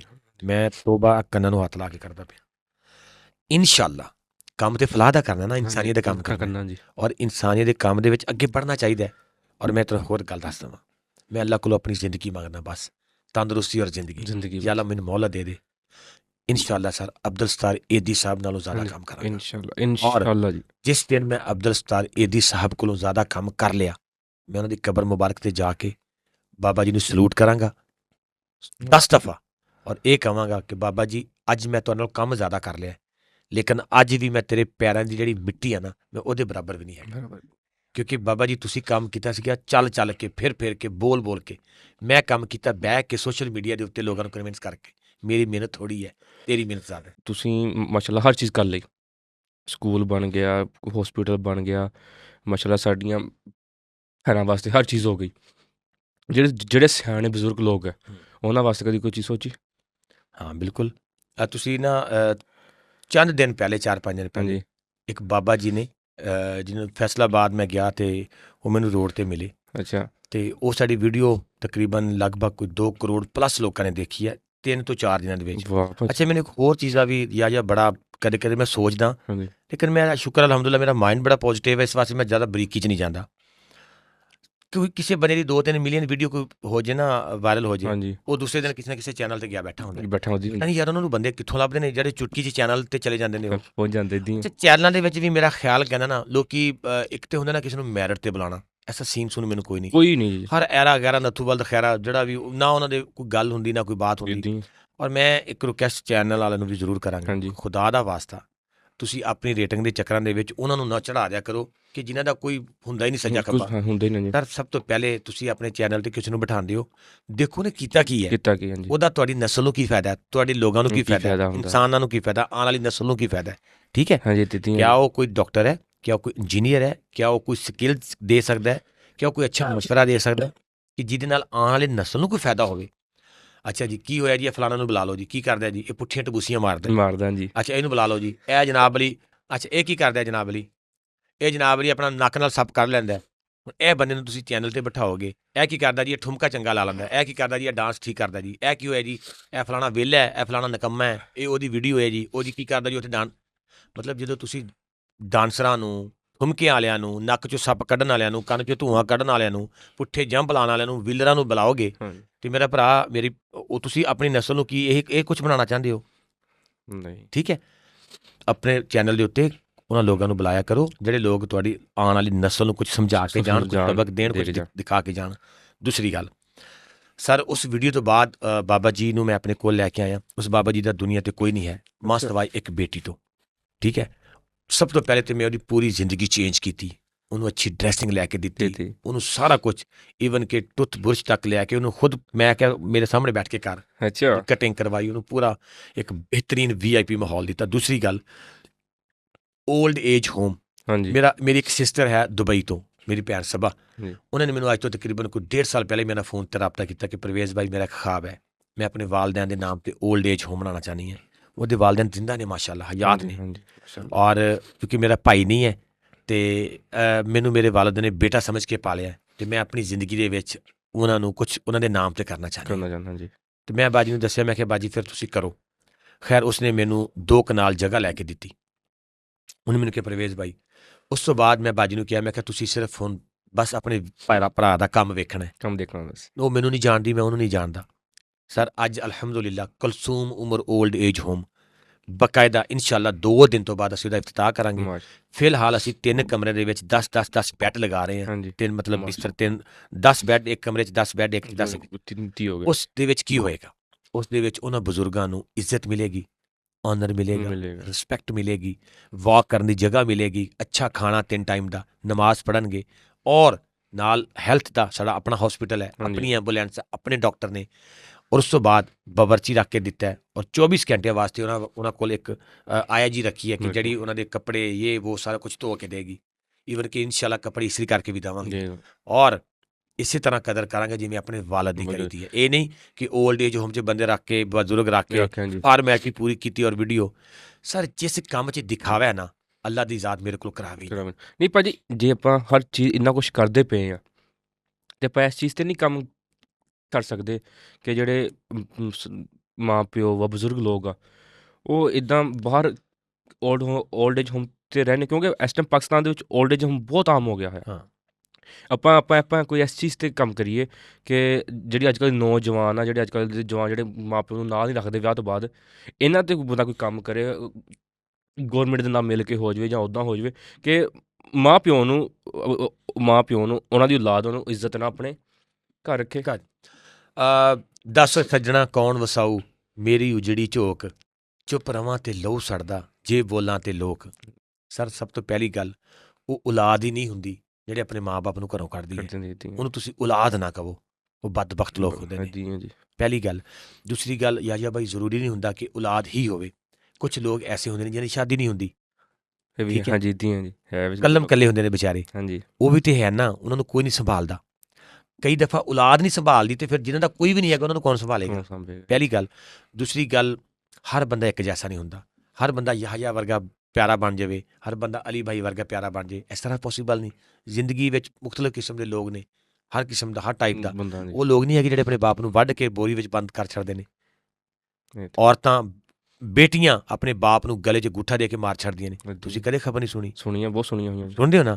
ਉਹ ਭੈਣਾਂ, ਉਹ ਬੀਵੀਆਂ ਨਹੀਂ ਹੈਗੀਆਂ, ਆਪਣੇ ਬੰਦੇ ਨੂੰ ਜ਼ਹਿਰ ਦੇ ਕੇ ਮਾਰ ਛੱਡਦੀਆਂ ਨੇ। ਫਿਰ ਇੱਕ ਚੀਜ਼ ਹੈ, ਕੰਮ ਤੇ ਸਾਨੂੰ ਬਹੁਤ ਸਾਰਾ ਕਰਨਾ ਚਾਹੀਦਾ ਹੈ, ਲੇਕਿਨ ਹੁਣ ਕੰਮ ਤੋਂ ਪਹਿਲੇ ਉਹਨਾਂ ਲੋਕਾਂ ਨੂੰ ਜ਼ਰੂਰ ਸੰਭਾਲਣਾ ਹੈ ਜਿਹੜੇ ਦਰਬਦਾਰ ਹੋਏ ਫਿਰਦੇ ਨੇ, ਜਿਹੜੇ ਸਰਦੀਆਂ ਦੀਆਂ ਰਾਤਾਂ ਦੇ ਵਿੱਚ ਰਾਤ ਨੂੰ ਬਾਹਰ ਸੌਂਦੇ ਨੇ। ਇਹਨਾਂ ਦੇ ਕੋਲ ਇੱਕ ਟਾਈਮ ਦਾ ਖਾਣਾ ਵਿਚਾਰੇ ਮੰਗ ਪੰਜ ਕੇ ਖਾਂਦੇ ਨੇ, ਦੂਸਰੇ ਟਾਈਮ ਦਾ ਖਾਣਾ ਨਹੀਂ ਹੈ। ਮੈਂ ਅਗਲੇ ਦਿਨ ਇੱਕ ਘਰ ਵਿੱਚ ਗਿਆ, ਬਲੀਵ ਮੀ, ਇਸ ਦਸੰਬਰ ਦੇ ਮਹੀਨੇ ਦੇ ਵਿੱਚ ਉਸ ਬਾਜੀ ਦੇ 4 ਬੱਚੇ ਨੇ। ਉਹਨਾਂ ਨੇ ਕਮਰਾ ਨਹੀਂ ਹੈ ਉਹਦਾ, ਸਿਰਫ ਲੱਕੜੀ ਦੇ 4 ਪੀਸ ਰੱਖ ਕੇ ਉਹਦੇ ਉੱਤੇ ਸਿਰਫ ਚਾਦਰ ਪਾ ਕੇ ਤੇ ਰਾਤ ਨੂੰ ਉਹਦੇ ਥੱਲੇ ਸੌਂਦੀ ਆ ਹੁੰਦਾ। ਤੇ ਸਰ ਕੀ ਬੋਲ ਰਹੇ? ਸਭ ਤੋਂ ਪਹਿਲੇ ਮੈਂ ਉਹਨੂੰ ਰੈਂਟ ਤੇ ਘਰ ਲੈ ਕੇ ਦਿੱਤਾ। ਉਹਦਾ ਮੈਂ ਹੁਣ ਘਰ ਤਿਆਰ ਕਰਵਾਇਆ, ਵਾਸ਼ਰੂਮ ਤਿਆਰ ਕਰਵਾਇਆ, ਸਾਰਾ ਕੁਝ ਕਰ ਉਹਦੀ ਛੱਤ ਪੈ ਗਈ ਹੈ। ਇਨਸ਼ਾਅੱਲਾ 2 ਦਿਨਾਂ ਬਾਅਦ ਉਹਨੂੰ ਉਹਦੇ ਘਰ 'ਚ ਸ਼ਿਫਟ ਕਰ ਦਾਂਗਾ। ਭਾਜੀ ਆਪਾਂ ਹੁਣ ਤੱਕ ਕਿੰਨੇ ਕੁ ਘਰ ਬਣਾਤੇ ਹੋਏ? ਘਰਾਂ ਦੇ ਉੱਤੇ ਮੈਂ ਕੰਮ ਬਹੁਤ ਥੋੜ੍ਹਾ ਕੀਤਾ, ਮਤਲਬ ਕਿ ਮੈਂ ਇਹ ਨਹੀਂ ਕਹਿੰਦਾ ਕਿ ਮੈਂ ਸੈਕਿੰਡਾਂ 'ਚ ਬਣਾਏ ਨੇ, ਹਾਂਜੀ ਇਹ ਨਹੀਂ, ਕਿਉਂਕਿ ਮੇਰਾ ਫੋਕਸ ਹੋਰ ਸਾਈਡ ਤੇ ਹੈ। ਹਾਂ, ਅਲਬੱਤਾ ਇਹ ਹੈ ਕਿ ਜਿਹੜਾ ਕੇਸ ਮੇਰੇ ਕੋਲ ਆਇਆ ਨਾ, ਜਿਹਦੇ ਹਾਂਜੀ। ਸਿਰ ਤੇ ਛੱਤ ਨਹੀਂ ਹੈ, ਉਹ 1 ਹੈ, 2 ਹੈ, 10 ਨੇ, 20 ਨੇ, 15 ਨੇ, ਉਹ ਮੈਂ ਕਰ ਦਿੱਤਾ ਹੈ। ਕਰ ਦਿੱਤੇ ਹੈ। ਕਿਉਂਕਿ ਘਰ ਦੇ ਉੱਤੇ ਜਿਹੜੀ ਨਾਰਮਲੀ ਲਾਗਤ ਵੀ ਆਉਂਦੀ ਹੈ 15 ਤੋਂ 20 ਲੱਖ ਰੁਪਏ ਆਉਂਦੀ ਹੈ। ਠੀਕ ਸਕੂਨ ਹੈ ਜੀ ਹੁੰਦੀ ਹੈ। ਅੱਛਾ, ਉਸ ਦੇ ਵਿੱਚ ਅਸੀਂ ਮਤਲਬ ਇੱਕ ਕਮਰਾ ਬਣਾਇਆ, ਇੱਕ ਵਾਸ਼ਰੂਮ ਬਣਾਇਆ, ਨਲਕਾ ਲਗਾਇਆ, ਉਹਨੂੰ ਥੋੜਾ ਪਲਸਟਰ ਕਰਵਾਇਆ, ਕਿੰਨਾ ਖਰਚਾ ਆ ਗਿਆ? 8 ਲੱਖ ਰੁਪਏ। ਇੱਦਾਂ ਹੀ ਹੁੰਦਾ ਜੀ। ਠੀਕ ਹੈ, ਮਤਲਬ ਜਿਹੜੀ ਕੇਸ ਮੇਰੇ ਕੋਲ ਆਇਆ ਨਾ, ਵਾਸ਼ਰੂਮ ਦਾ ਆਇਆ, ਨਲਕੇ ਦਾ ਆਇਆ, ਮੋਟਰ ਦਾ ਆਇਆ, ਬਿੱਲ। ਅੱਛਾ, ਤੈਨੂੰ ਮੈਂ ਇੱਕ ਹੋਰ ਗੱਲ ਦੱਸਾਂ ਯਾਰ, ਬੜੇ ਮਜ਼ੇਦਾਰ ਜੀ ਗੱਲ ਹੈ, ਹਾਂਜੀ ਮਜ਼ਾਹੀਆ ਵੀ ਹੈ। ਹਾਂਜੀ ਮੈਂ ਨਾ ਪਿਛਲੇ ਮਹੀਨੇ 14 ਬਿੱਲ ਪੇ ਕੀਤੇ ਨੇ, ਜਿਨ੍ਹਾਂ ਦੀ ਮਾਲੀਅਤ ਤਕਰੀਬਨ 4 ਤੋਂ 4.5 ਲੱਖ ਰੁਪਏ ਹੋਏਗੀ, ਮੁਖਤਲਿਫ ਲੋਕਾਂ ਦੇ। ਹਾਂਜੀ 14 ਬਿੱਲ ਪੇ ਕੀਤੇ ਨੇ, ਜਿਨ੍ਹਾਂ ਦੀ 4-4.5 ਲੱਖ। ਮੇਰਾ ਆਪਣਾ ਬਿਜਲੀ ਦਾ ਬਿੱਲ ਆਇਆ 1,20,000, ਮੇਰਾ ਮੀਟਰ ਕੱਟ ਕੇ ਲੈ ਗਏ। ਬਾ ਖੁਦਾ ਮੇਰੇ ਕੋਲ ਪੈਸੇ ਨਹੀਂ ਸੀ ਹੈਗੇ, ਪੇ ਨਹੀਂ ਕਰ ਸਕਿਆ, ਮੀਟਰ ਕੱਟ ਕੇ ਲੈ ਗਏ। ਹੁਣ ਉਹ ਪਾਇਆ ਫੜ ਫੁੜ ਕੇ ਸੱਜੇ ਖੱਬੇ ਕਰਕੇ, ਤੇ ਉਹ ਅਲਹਮਦੁਲਿਲਾ ਕੁਛ ਮਸਜਿਦਾਂ ਮੇਰੇ ਹਵਾਲੇ ਨੇ, ਅੱਲਾਹ ਤਾਲਾ ਨੇ ਦਿੱਤੀਆਂ ਹੋਈਆਂ ਨੇ, ਉਹਨਾਂ ਦੇ ਬਿੱਲ ਪੇ ਕਰੀ ਦੇਣਗੇ। ਮਾਸ਼ਾਅੱਲਾ। ਯਾਰ ਮੈਂ ਨੇਕੀ ਦਾ ਕੰਮ ਕੋਈ ਜਾਣ ਹੀ ਨਹੀਂ ਦਿੰਦਾ, ਬਸ ਕੋਈ ਕੰਮ ਆਵੇ ਸਹੀ। ਮਲਟੀਪਲ ਕੰਮ। ਹਾਂ, ਵਜ੍ਹਾ ਪਤਾ ਕੀ ਹੈ? ਲੋਕ ਕਦੋਂ ਆਉਂਦੇ ਨੇ ਤੁਹਾਡੇ ਬੂਹੇ ਤੇ? ਜਦੋਂ ਰੱਬ ਘੱਲਦਾ। ਰੱਬ ਘੱਲਦਾ। ਤੇ ਰੱਬ ਦੇ ਘੱਲੇ ਹੋਏ ਬੰਦੇ ਨੂੰ ਤੁਸੀਂ ਵਾਪਸ ਕਿਵੇਂ ਘੱਲ ਸਕਦੇ ਹੋ? ਇਹ ਤਾਂ ਹੈ ਜੀ। ਫਿਰ ਤੁਹਾਡੇ 'ਚ ਕੈਪੈਸਿਟੀ ਵੀ ਹੋਵੇ, ਤੁਸੀਂ ਹਿੰਮਤ ਵੀ ਕਰੋ। ਪਿਛਲੇ ਦਿਨਾਂ ਦੇ ਵਿੱਚ ਮੈਂ ਇੱਕ ਬੇਟੀ, ਮੇਰੇ ਕੋਲ ਇੱਕ ਵਾਲਦਾ ਆਈ, ਹਾਂਜੀ ਰੋਣ ਲੱਗ ਗਈ, ਕਹਿਣ ਲੱਗੀ ਕਿ ਪ੍ਰਵੇਸ਼ ਪੁੱਤਰ, ਮੈਂ ਤੈਨੂੰ ਕੰਮ ਆਈ ਹਾਂ। ਦੱਸੋ ਮਾਂ ਜੀ। ਆਂਦੀ ਹੈ, ਤੁਹਾਨੂੰ ਪਤਾ ਨਾ ਮੇਰਾ ਹਸਬੈਂਡ ਫੌਤ ਹੋ ਗਿਆ। ਮੈਂ ਕਿਹਾ ਹਾਂਜੀ। ਮੇਰੀਆਂ 4 ਬੇਟੀਆਂ ਨੇ। ਮੈਂ ਕਿਹਾ ਹਾਂਜੀ। ਮੇਰਾ ਪੁੱਤਰ ਛੋਟਾ ਜਿਹਾ। ਹਾਂਜੀ। ਮੈਂ ਕਿੱਧਰ ਜਾਵਾਂ? ਆਪਣੀ ਧੀ ਦੀ ਸ਼ਾਦੀ ਕਰਨੀ ਹੈ। ਕਿਆ ਧੀ ਦਾ ਹੱਥ ਫੜ ਕੇ ਕਿਸੇ ਨੂੰ ਐਵੇਂ ਫੜਾ ਦੇਵਾਂ? ਮੈਂ ਕਿਹਾ ਮੇਰੀ ਮਾਂ, ਪਹਿਲੀ ਗੱਲ ਤਾਂ ਇਹ ਹੈ ਕਿ ਜਿਹੜਾ ਬੰਦਾ ਤੁਹਾਡੀ ਬੇਟੀ ਨੂੰ ਲੈ ਰਿਹਾ ਨਾ, ਉਹਨੂੰ ਚਾਹੀਦਾ ਕਿ ਤੁਹਾਡੇ ਕੋਲੋਂ ਇੱਕ ਕੱਪੜਾ ਵੀ ਨਾ ਲਵੇ, ਇੱਕ ਲੀਰ ਵੀ ਨਾ ਲਵੇ, ਇੱਕ ਗਲਾਸ ਵੀ ਨਾ ਲਵੇ। ਹਾਂ, ਮਾਵਾਂ ਦੀ ਕੁਝ ਖੁਆਇਸ਼ਾਂ ਹੁੰਦੀਆਂ ਨੇ, ਧੀਆਂ ਦੀਆਂ ਵੀ ਕੁਝ ਖੁਆਇਸ਼ਾਂ ਹੁੰਦੀਆਂ ਨੇ। ਤੁਹਾਨੂੰ ਪਤਾ ਹੈ, ਸ਼ੁਰੂ ਤੋਂ ਉਹਨਾਂ ਦਾ ਇੱਕ ਜ਼ੇਨ ਬਣਿਆ ਹੁੰਦਾ ਕਿ ਫਰਨੀਚਰ ਹੋਏਗਾ, ਮੇਰਾ ਆਪਣਾ ਘਰ ਹੋਏਗਾ, ਮੇਰਾ ਆਪਣਾ ਕਮਰਾ ਹੋਏਗਾ। ਹਾਏ ਹਾਏ ਹਾਏ। ਇੱਕ ਬੇਟੀ ਸਾਰੀ ਜ਼ਿੰਦਗੀ ਜਦੋਂ ਹੋਸ਼ ਸੰਭਾਲਦੀ ਹੈ ਨਾ, ਕਸਮ ਬਾ ਖੁਦਾ, ਇੱਕੋ ਹੀ ਚੀਜ਼ ਸੋਚਦੀ ਹੈ, ਮੇਰੀ ਸ਼ਾਦੀ ਹੋਏਗੀ, ਮੇਰੀ ਬਰਾਤ ਆਏਗੀ, ਮੇਰਾ ਕਮਰਾ ਹੋਏਗਾ, ਮੈਂ ਉਹਦੇ ਆਪ ਮਾਲਕ ਹੋਵਾਂਗੀ। ਯਾਰ, ਧੀਆਂ ਦੇ ਕੋਈ ਘਰ ਨਹੀਂ ਹੁੰਦੇ। ਧੀਆਂ ਦਾ ਨਾ ਇਹ ਘਰ ਹੁੰਦਾ, ਔਰ ਨਾ ਧੀਆਂ ਦਾ ਅਗਲਾ ਘਰ ਹੁੰਦਾ। ਅਸੀਂ ਬੜੇ ਬਦਬਖਤ ਹਾਂ, ਅਸੀਂ ਧੀਆਂ ਨਾਲ ਲੜਾਈ ਵੀ ਕਰਦੇ ਹਾਂ। ਅਸੀਂ ਬੜੇ ਬਦਬਖਤ ਹੈ, ਕਿਸੇ ਦੇ ਜਿਗਰ ਦੇ ਟੁਕੜੇ ਨੂੰ ਅਸੀਂ ਘਰੋਂ ਵੀ ਕੱਢ ਦਿੰਦੇ ਹਾਂ। ਅਸੀਂ ਬੜੇ ਬਦਬਖਤ, ਅਸੀਂ ਕਿਸੇ ਦੇ ਜਿਗਰ ਦੇ ਟੁਕੜੇ ਨੂੰ ਥੱਪੜ ਵੀ ਮਾਰ ਦਿੰਦੇ ਹਾਂ। ਔਰ ਅਸੀਂ ਬੜੇ ਲਾਂਤੀ ਲੋਕ ਹਾਂ, ਅਸੀਂ ਕਿਸੇ ਦੀ ਇੱਜ਼ਤ ਨਹੀਂ ਰੱਖਦੇ। ਜਿਹੜਾ ਬੰਦਾ ਆਪਣੀ ਧੀ, ਆਪਣਾ ਜਿਗਰ ਦਾ ਟੁਕੜਾ ਪਾਲ ਕੇ ਤੁਹਾਡੇ ਹਵਾਲੇ ਕਰ ਦਿੰਦਾ, ਤੁਸੀਂ ਤੇ ਸਾਰੀ ਜ਼ਿੰਦਗੀ ਉਹਦੇ ਪੈਰ ਤੱਕ ਹੋ ਕੇ ਪੀਵਰ, ਤੁਸੀਂ ਉਹਦਾ ਦੇ ਨਹੀਂ ਦੇ ਸਕਦੇ। ਬਾਕੀ ਇੱਦਾਂ ਜੀ। ਬਹੁਤ ਬਹੁਤ ਬੁਰੇ ਲੋਕ ਨੇ ਜਿਹੜੇ ਕਿਸੇ ਦੀ ਧੀ ਨੂੰ ਗਾਲ ਕਰਦੇ ਨੇ, ਉਹਦੀ ਇੱਜ਼ਤ ਨਹੀਂ ਕਰਦੇ, ਉਹਨੂੰ ਰਿਸਪੈਕਟ ਨਹੀਂ ਕਰਦੇ। ਅੱਲਾਹ ਤਾਲਾ ਉਹਨਾਂ ਨੂੰ ਹਦਾਇਤ ਦੇਵੇ ਜੀ। ਜਦੋਂ ਆਪਣੀਆਂ ਧੀਆਂ ਜੰਮਦੀਆਂ ਨੇ ਨਾ, ਫਿਰ ਪਤਾ ਲੱਗਦਾ ਕਿੰਨੇ 20 ਦਾ 100 ਹੁੰਦਾ। ਹਾਂਜੀ, ਮੈਂ ਜ਼ਿੰਦਗੀ 'ਚ ਇੱਕ ਹੀ ਮੈਂ ਜ਼ਿੰਦਗੀ 'ਚ ਇੱਕ ਹੀ ਦੁਆ ਕਰਦਾ, ਅੱਲਾਹ ਲੋਕ ਧੀਆਂ ਦੇ ਨਸੀਬ ਚੰਗੇ ਕਰੇ। ਕਿਸੇ ਦੀ ਧੀਆਂ ਰੋਣ ਨਾ, ਕਿਸੇ ਦੀਆਂ ਧੀਆਂ ਨੂੰ ਅੱਲਾਹ ਤਾਲਾ ਦੀ ਜ਼ਾਤ ਉਹਨਾਂ ਦਾ ਬਾਪ ਨਾ ਸਿਰ ਤੋਂ ਚੁੱਕੇ। ਧੀਆਂ ਦਾ ਸਾਰਾ ਕੁਛ ਉਹਨਾਂ ਦਾ ਬਾਪ, ਉਹਨਾਂ ਦੀ ਮਾਂ ਹੁੰਦੀ ਹੈ। ਔਰ ਮੈਂ ਰਿਕੁਐਸਟ ਕਰਾਂਗਾ ਉਹਨਾਂ ਲੋਕਾਂ ਨੂੰ, ਖੁਦਾ ਦਾ ਵਾਸਤਾ, ਜਿਹੜੇ ਤੁਹਾਨੂੰ ਆਪਣੀ ਧੀਆਂ ਦਿੰਦੇ ਨੇ, ਉਹਨਾਂ ਦੀ ਬਹੁਤ ਕਦਰ ਕਰਿਆ ਕਰੋ। ਉਹ ਕਿਸੇ ਦੇ ਜਿਗਰ ਦੇ ਟੁਕੜੇ ਹੁੰਦੇ ਨੇ, ਉਹਨਾਂ ਨੂੰ ਸਮਾਨ ਦੇ ਮਿਹਣੇ ਨਾ ਦਿਆ ਕਰੋ, ਉਹਨਾਂ ਨੂੰ ਆਪਣੇ ਪਿਛਲੇ ਘਰ ਦੀ ਗੁਰਬਤ ਦੇ ਮਿਹਣੇ ਨਾ ਦਿਆ ਕਰੋ। ਅਗਰ ਤੁਸੀਂ ਉਹਨਾਂ ਨੂੰ ਕੋਈ ਥੋੜ੍ਹੇ ਜਿਹਾ ਅੱਛਾ ਖਾਣਾ ਖਵਾਉਣ ਲੱਗ ਗਏ ਹੋ, ਉਹਨਾਂ ਨੂੰ ਇਹ ਨਾ ਕਿਹਾ ਕਰੋ ਕਿ ਪਿੱਛੇ ਤੂੰ ਕੀ ਖਾ ਕੇ ਆਉਂਦੀ ਸੀ। ਅਗਰ ਤੁਸੀਂ ਇਹਨਾਂ ਨੂੰ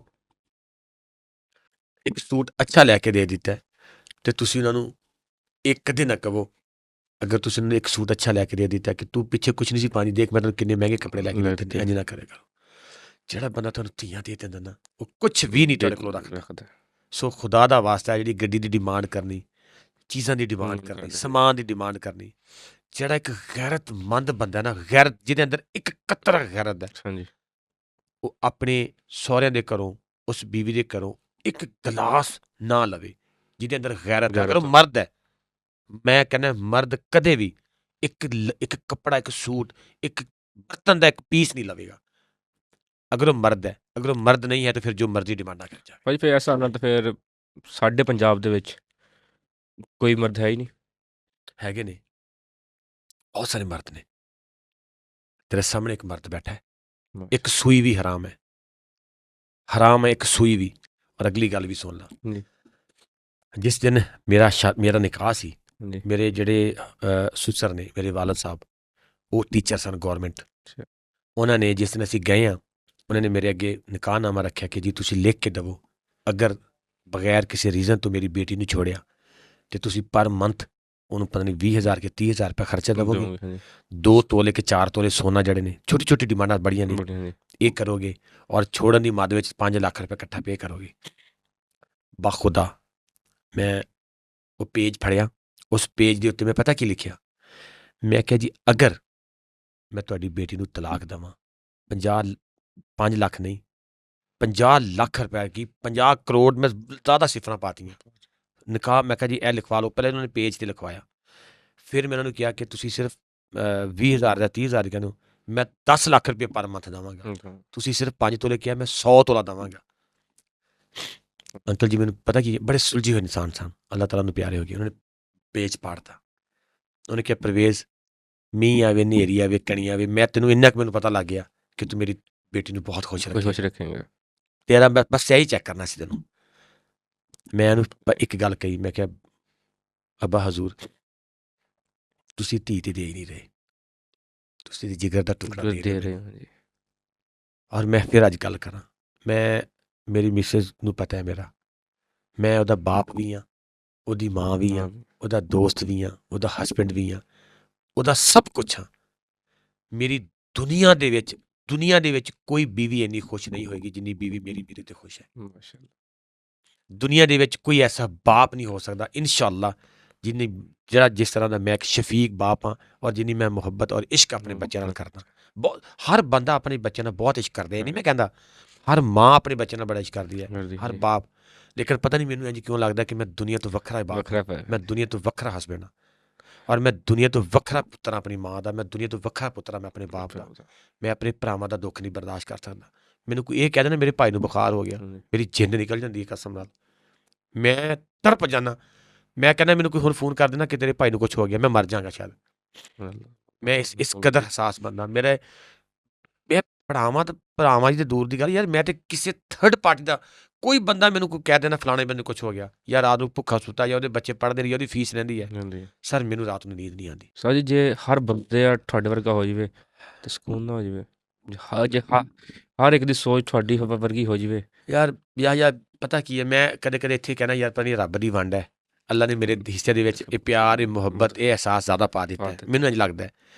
ਬਾਕੀ ਸ਼ਾਇਦ ਹੋ ਸਕਦਾ ਲੋਕ ਕੋਸ਼ਿਸ਼ ਵੀ ਕਰਦੇ ਹੋਣ, ਮਾਸ਼ਾਅੱਲਾ ਕਰਦੇ ਵੀ ਨੇ ਲੋਕ, ਇਹ ਨਹੀਂ ਕਹਿੰਦੇ ਕਰਦੇ ਨੇ, ਬਹੁਤ ਅੱਛੇ ਲੋਕ ਕੰਮ ਕਰ ਰਹੇ ਨੇ, ਔਰ ਐਪਰੀਸ਼ੀਏਟ ਕਰਨਾ ਚਾਹੀਦਾ। ਅਗਰ ਕੋਈ ਬੰਦਾ ਛੋਟਾ ਜਿਹਾ ਕੰਮ ਵੀ ਅੱਛਾ ਕਰ ਰਿਹਾ ਨਾ, ਉਹਨੂੰ ਐਪਰੀਸ਼ੀਏਟ ਕਰੋ, ਔਰ ਹਮੇਸ਼ਾ ਯਾਰ ਪੋਜ਼ੀਟਿਵ ਸੋਚੋ, ਯਾਰ ਹਮੇਸ਼ਾ ਪੋਜ਼ੀਟਿਵ ਸੋਚੋ, ਨੈਗੇਟਿਵ ਸੋਚੋ ਹੀ ਨਾ, ਔਰ ਲੋਕਾਂ ਕੋਲੋਂ ਅੱਛੇ ਦੀ ਉਮੀਦ ਰੱਖੋ, ਲੋਕਾਂ ਤੋਂ ਅੱਛੀ ਤਵੱਕੋ ਕਰੋ, ਲੋਕਾਂ ਨੂੰ ਮੌਕਾ ਦੇਵੋ ਉਹਨਾਂ ਨੂੰ ਸੁਧਰਨ ਦਾ, ਉਹਨਾਂ ਦੀਆਂ ਗਲਤੀਆਂ ਨੂੰ ਮਾਫ ਕਰੋ। ਹੁਣ ਅੱਛਾ ਤੁਸੀਂ ਦੱਸੋ ਤੁਸੀਂ ਕਿੰਨੀਆਂ ਗਲਤੀਆਂ ਕਰਦੇ ਹੋ, ਮੈਂ ਕਿੰਨੀਆਂ ਗਲਤੀਆਂ ਕਰਦਾ। ਆਪਾਂ ਰੱਬ ਨੂੰ ਕਹਿੰਦੇ ਕਿ ਯਾਰ ਮੈਨੂੰ ਇਸ ਗਲਤੀ ਮੈਂ ਕੀਤੀ, ਮੈਨੂੰ ਫੌਰਨ ਸਜ਼ਾ ਦੇ ਦੇ। ਆਪਾਂ ਕੀ ਕਹਿੰਦੇ ਯਾਰ ਮੌਕਾ ਦੇ ਦੇ, ਮਾਫੀ ਕਰ ਦੇ। ਅਸੀਂ ਵਾਰ-ਵਾਰ ਮੌਕੇ ਮੰਗਦੇ ਹਾਂ ਰੱਬ ਕੋਲੋਂ, ਅਸੀਂ ਲੋਕਾਂ ਨੂੰ ਕਿਉਂ ਨਹੀਂ ਮਾਫ ਕਰਦੇ? ਕਰਨਾ ਚਾਹੀਦਾ ਨਾ, ਉਹਨਾਂ ਨੂੰ ਮੌਕਾ ਦੇਣਾ ਚਾਹੀਦਾ। ਇੱਕ ਬੰਦਾ ਛੋਟੀ ਜਿਹੀ ਚੋਰੀ ਕਰ ਲੈਂਦਾ, ਅਸੀਂ ਉਹਨੂੰ ਚੋਰ ਡਿਕਲੇਅਰ ਕਰ ਦਿੰਦੇ, ਅਸੀਂ ਉਹਦੇ ਅਮਾਲਨਾਮੇ ਦੇ ਵਿੱਚ ਲਿਖ ਦਿੰਦੇ ਚੋਰ ਹੈ, ਉਹਨੂੰ ਅਸੀਂ ਹਰ ਟਾਈਮ ਚੋਰਾਂ ਦੀ ਨਜ਼ਰ ਨਾਲ ਦੇਖਦੇ। ਨਹੀਂ ਯਾਰ, ਨਹੀਂ ਹੋ ਸਕਦਾ ਉਹਨੇ ਇੱਕ ਚੋਰੀ ਕੀਤੀ ਹੋਵੇ, ਉਸ ਤੋਂ ਬਾਅਦ ਤੋਬਾ ਤਾਇਬ ਹੋ ਗਿਆ ਹੋਵੇ, ਮਾਫੀ ਮੰਗ ਲਈ ਹੋਵੇ, ਉਸ ਤੋਂ ਬਾਅਦ ਉਹ ਬਹੁਤ ਅੱਛਾ ਇਨਸਾਨ ਬਣ ਗਿਆ ਹੋਵੇ, ਤੁਸੀਂ ਉਹਦੀ ਚੋਰ ਦੀ ਮੋਹਰ ਲਾ ਦੋਗੇ? ਤੁਸੀਂ ਇਤਨਾ ਛੋਟਾ ਸੋਚਦੇ ਹੋ, ਤੁਸੀਂ ਇਤਨਾ ਕੰਜਸਟਡ ਸੋਚਦੇ ਹੋ, ਤੁਸੀਂ ਇਤਨੇ ਛੋਟੇ ਹੋ, ਤੁਹਾਡੀ ਸੋਚ ਛੋਟੀ ਹੈ। ਨਹੀਂ, ਤੁਸੀਂ ਹਮੇਸ਼ਾ ਅੱਛਾ ਸੋਚੋ, ਹਮੇਸ਼ਾ ਪੋਜ਼ੀਟਿਵ ਸੋਚੋ। ਮੈਂ ਕਹਿੰਦਾ ਕਿ ਮੇਰੇ ਬਾਰੇ ਕੋਈ ਤਰਕੀਬ, ਮਤਲਬ ਮੈਨੂੰ ਕੋਈ ਬੰਦਾ ਪੁੱਛੇ ਨਾ ਯਾਰ ਫਲਾਣਾ ਬੰਦਾ ਤੇਰੇ ਬਾਰੇ ਕੋਈ, ਮੈਨੂੰ ਕਈ ਵਾਰੀ ਲੋਕ ਕਹਿੰਦੇ ਨੇ ਕਿ ਫਲਾਣਾ ਬੰਦਾ, ਯਾਰ ਕਰੀ ਜਾਵੇ, ਖੈਰ ਹੈ। ਉਹ ਮੇਰੇ ਕੋਲ ਦੂਸਰੇ ਦਿਨ ਬੈਠਾ ਹੋਵੇਗਾ, ਮੈਨੂੰ ਉਸ ਤੋਂ ਡਬਲ ਪਿਆਰ ਕਰ ਰਿਹਾ ਹੁੰਦਾ। ਸਰ ਜਦੋਂ ਮੈਂ ਕੰਮ ਸਟਾਰਟ ਕੀਤਾ, ਮੇਰੇ ਇਲਾਕੇ ਦੇ ਬੰਦਿਆਂ ਨੇ, ਮੇਰੇ ਅੱਡੇ ਵਾਲਿਆਂ ਨੇ, ਮੇਰੇ ਇਲਾਕੇ ਰਿਸ਼ਤੇਦਾਰਾਂ ਨੇ ਪਤਾ ਨਹੀਂ ਮੇਰੇ ਬਾਰੇ ਉੱਤੇ ਕੀ ਗੱਲਾਂ ਕੀਤੀਆਂ। ਮਿਸਾਲ ਦੇ ਤੌਰ 'ਤੇ ਇਹ ਮੰਗਣ ਲੱਗ ਗਿਆ, ਅੱਛਾ ਇਹ ਮੰਗਤਾ ਹੋ ਗਿਆ, ਇਹ ਪਤਾ ਨਹੀਂ ਮੁਖਤਲਿਫ ਕਿਸੇ ਨੇ ਨਾਮ ਦਿੱਤੇ। ਮੈਂ ਫਿਰ ਉਹਨੂੰ ਇੱਕ ਗੱਲ ਕੀਤੀ, ਲਾਸਟ ਟਾਈਮ ਅਸੀਂ ਇੱਕ ਇਫਤਤਾਹ ਕੀਤਾ ਨਾ ਉਸੇ ਪਿੰਡ ਦੇ ਵਿੱਚ ਜਿੱਥੇ ਜ਼ਿਆਦਾ ਗੱਲਾਂ ਹੋਈਆਂ, ਫਿਲਟਰ ਪਲਾਂਟ ਦਾ। ਮੈਂ ਕਿਹਾ ਜੀ ਜੇ ਤੇ ਮੰਗ ਕੇ ਪੇਨਾ ਬਣ ਕੇ ਮੰਗਤਾ ਬਣ ਕੇ ਮੈਂ ਪਿੰਡ 'ਚ ਫਿਲਟਰ ਪਲਾਂਟ ਲਵਾਇਆ ਤੇ 400 ਫੈਮਲੀ ਨੂੰ ਸਿਕਿਉਰ ਕੀਤਾ, ਉਹਨਾਂ ਦੀ ਬਿਮਾਰੀ ਨੂੰ ਲੱਗੇ, ਤੇ ਮੈਂ ਮੰਗਤਾ ਬੜਾ ਵਧੀਆ। ਅਗਰ ਮੈਂ ਮੰਗ ਕੇ ਆਪਣੇ ਪਿੰਡ ਦੇ ਵਿੱਚ ਇੱਕ ਡਿਸਪੈਂਸਰੀ ਬਣਾਈ ਆ, ਉਹਦੇ ਵਿੱਚ MBBS ਡਾਕਟਰ ਦਿੱਤਾ ਔਰ ਫ੍ਰੀ ਅਲਟਰਾਸਾਊਂਡ ਦਿੱਤਾ, ਫ੍ਰੀ ਬਲੱਡ ਰਿਪੋਰਟਾਂ ਦਿੱਤੀਆਂ ਨੇ, ਫ੍ਰੀ ਐਂਬੂਲੈਂਸ ਦਿੱਤੀ, ਤੇ ਮੈਂ ਮੰਗਤਾ ਬਹੁਤ ਵਧੀਆ।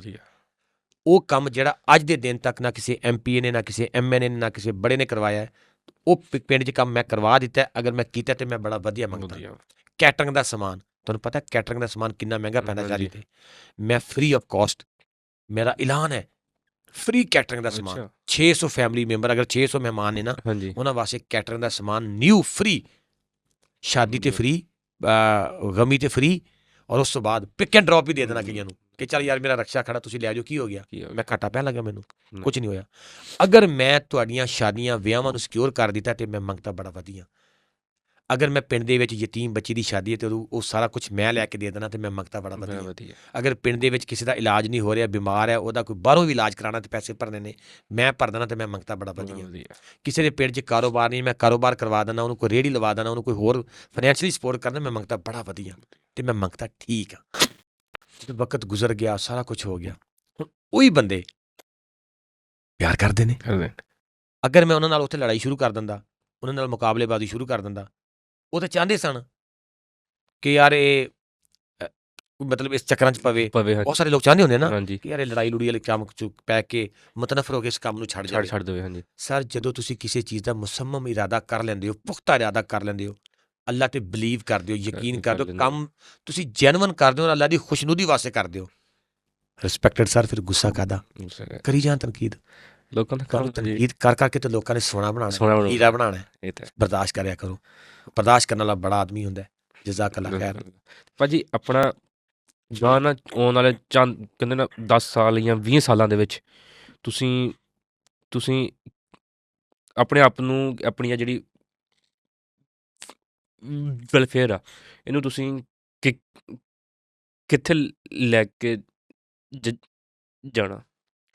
ਅਗਰ ਮੇਰੇ ਅੱਲਾ ਨੇ ਜ਼ਿੰਦਗੀ ਦਿੱਤੀ, ਅਗਰ ਅੱਲਾ ਨੇ ਮੋਹਲਤ ਦਿੱਤੀ, ਪਾਕਿਸਤਾਨ ਦੀ ਟੌਪ 1 'ਤੇ, ਪਾਕਿਸਤਾਨ ਦੇ ਵਿੱਚ ਮੇਰਾ ਈਮਾਨ ਹੈ, ਮੇਰਾ ਯਕੀਨ ਹੈ, ਮੇਰਾ ਵਾਅਦਾ ਹੈ ਅੱਲਾ ਦੇ ਹੁਕਮ ਨਾਲ ਔਰ ਓਵਰਸੀਜ਼ ਪਾਕਿਸਤਾਨੀਆਂ ਦੀ ਵਸਾਤਤ ਨਾਲ, ਮੈਂ ਬੜੀ ਗੱਲ ਤਾਂ ਨਹੀਂ ਕਰਾਂਗਾ ਕਿਉਂਕਿ ਫਿਰ ਬੰਦਾ ਲੱਗਦਾ ਕਿ ਇਹ ਕਰ ਦਾਂਗਾ ਕਿ ਕੋਈ ਯਤੀਮ ਭੁੱਖਾ ਨਹੀਂ ਸੋਏਗਾ, ਕੋਈ ਯਤੀਮ ਤਾਲੀਮ ਤੋਂ ਬਗੈਰ ਨਹੀਂ ਰਹੇਗਾ, ਕੋਈ ਗਰੀਬ ਕਾਰੋਬਾਰ ਤੋਂ ਬਗੈਰ ਨਹੀਂ ਰਹੇਗਾ, ਕੋਈ ਬੇਟੀ ਸਕਿੱਲਸ ਤੋਂ ਬਗੈਰ ਨਹੀਂ ਰਹੇਗੀ, ਕੋਈ ਬੰਦਾ ਪਰੇਸ਼ਾਨ ਨਹੀਂ ਹੋਏਗਾ, ਕੋਈ ਯਤੀਮ ਬੱਚੀ ਪਰੇਸ਼ਾਨ ਨਹੀਂ ਹੋਏਗੀ।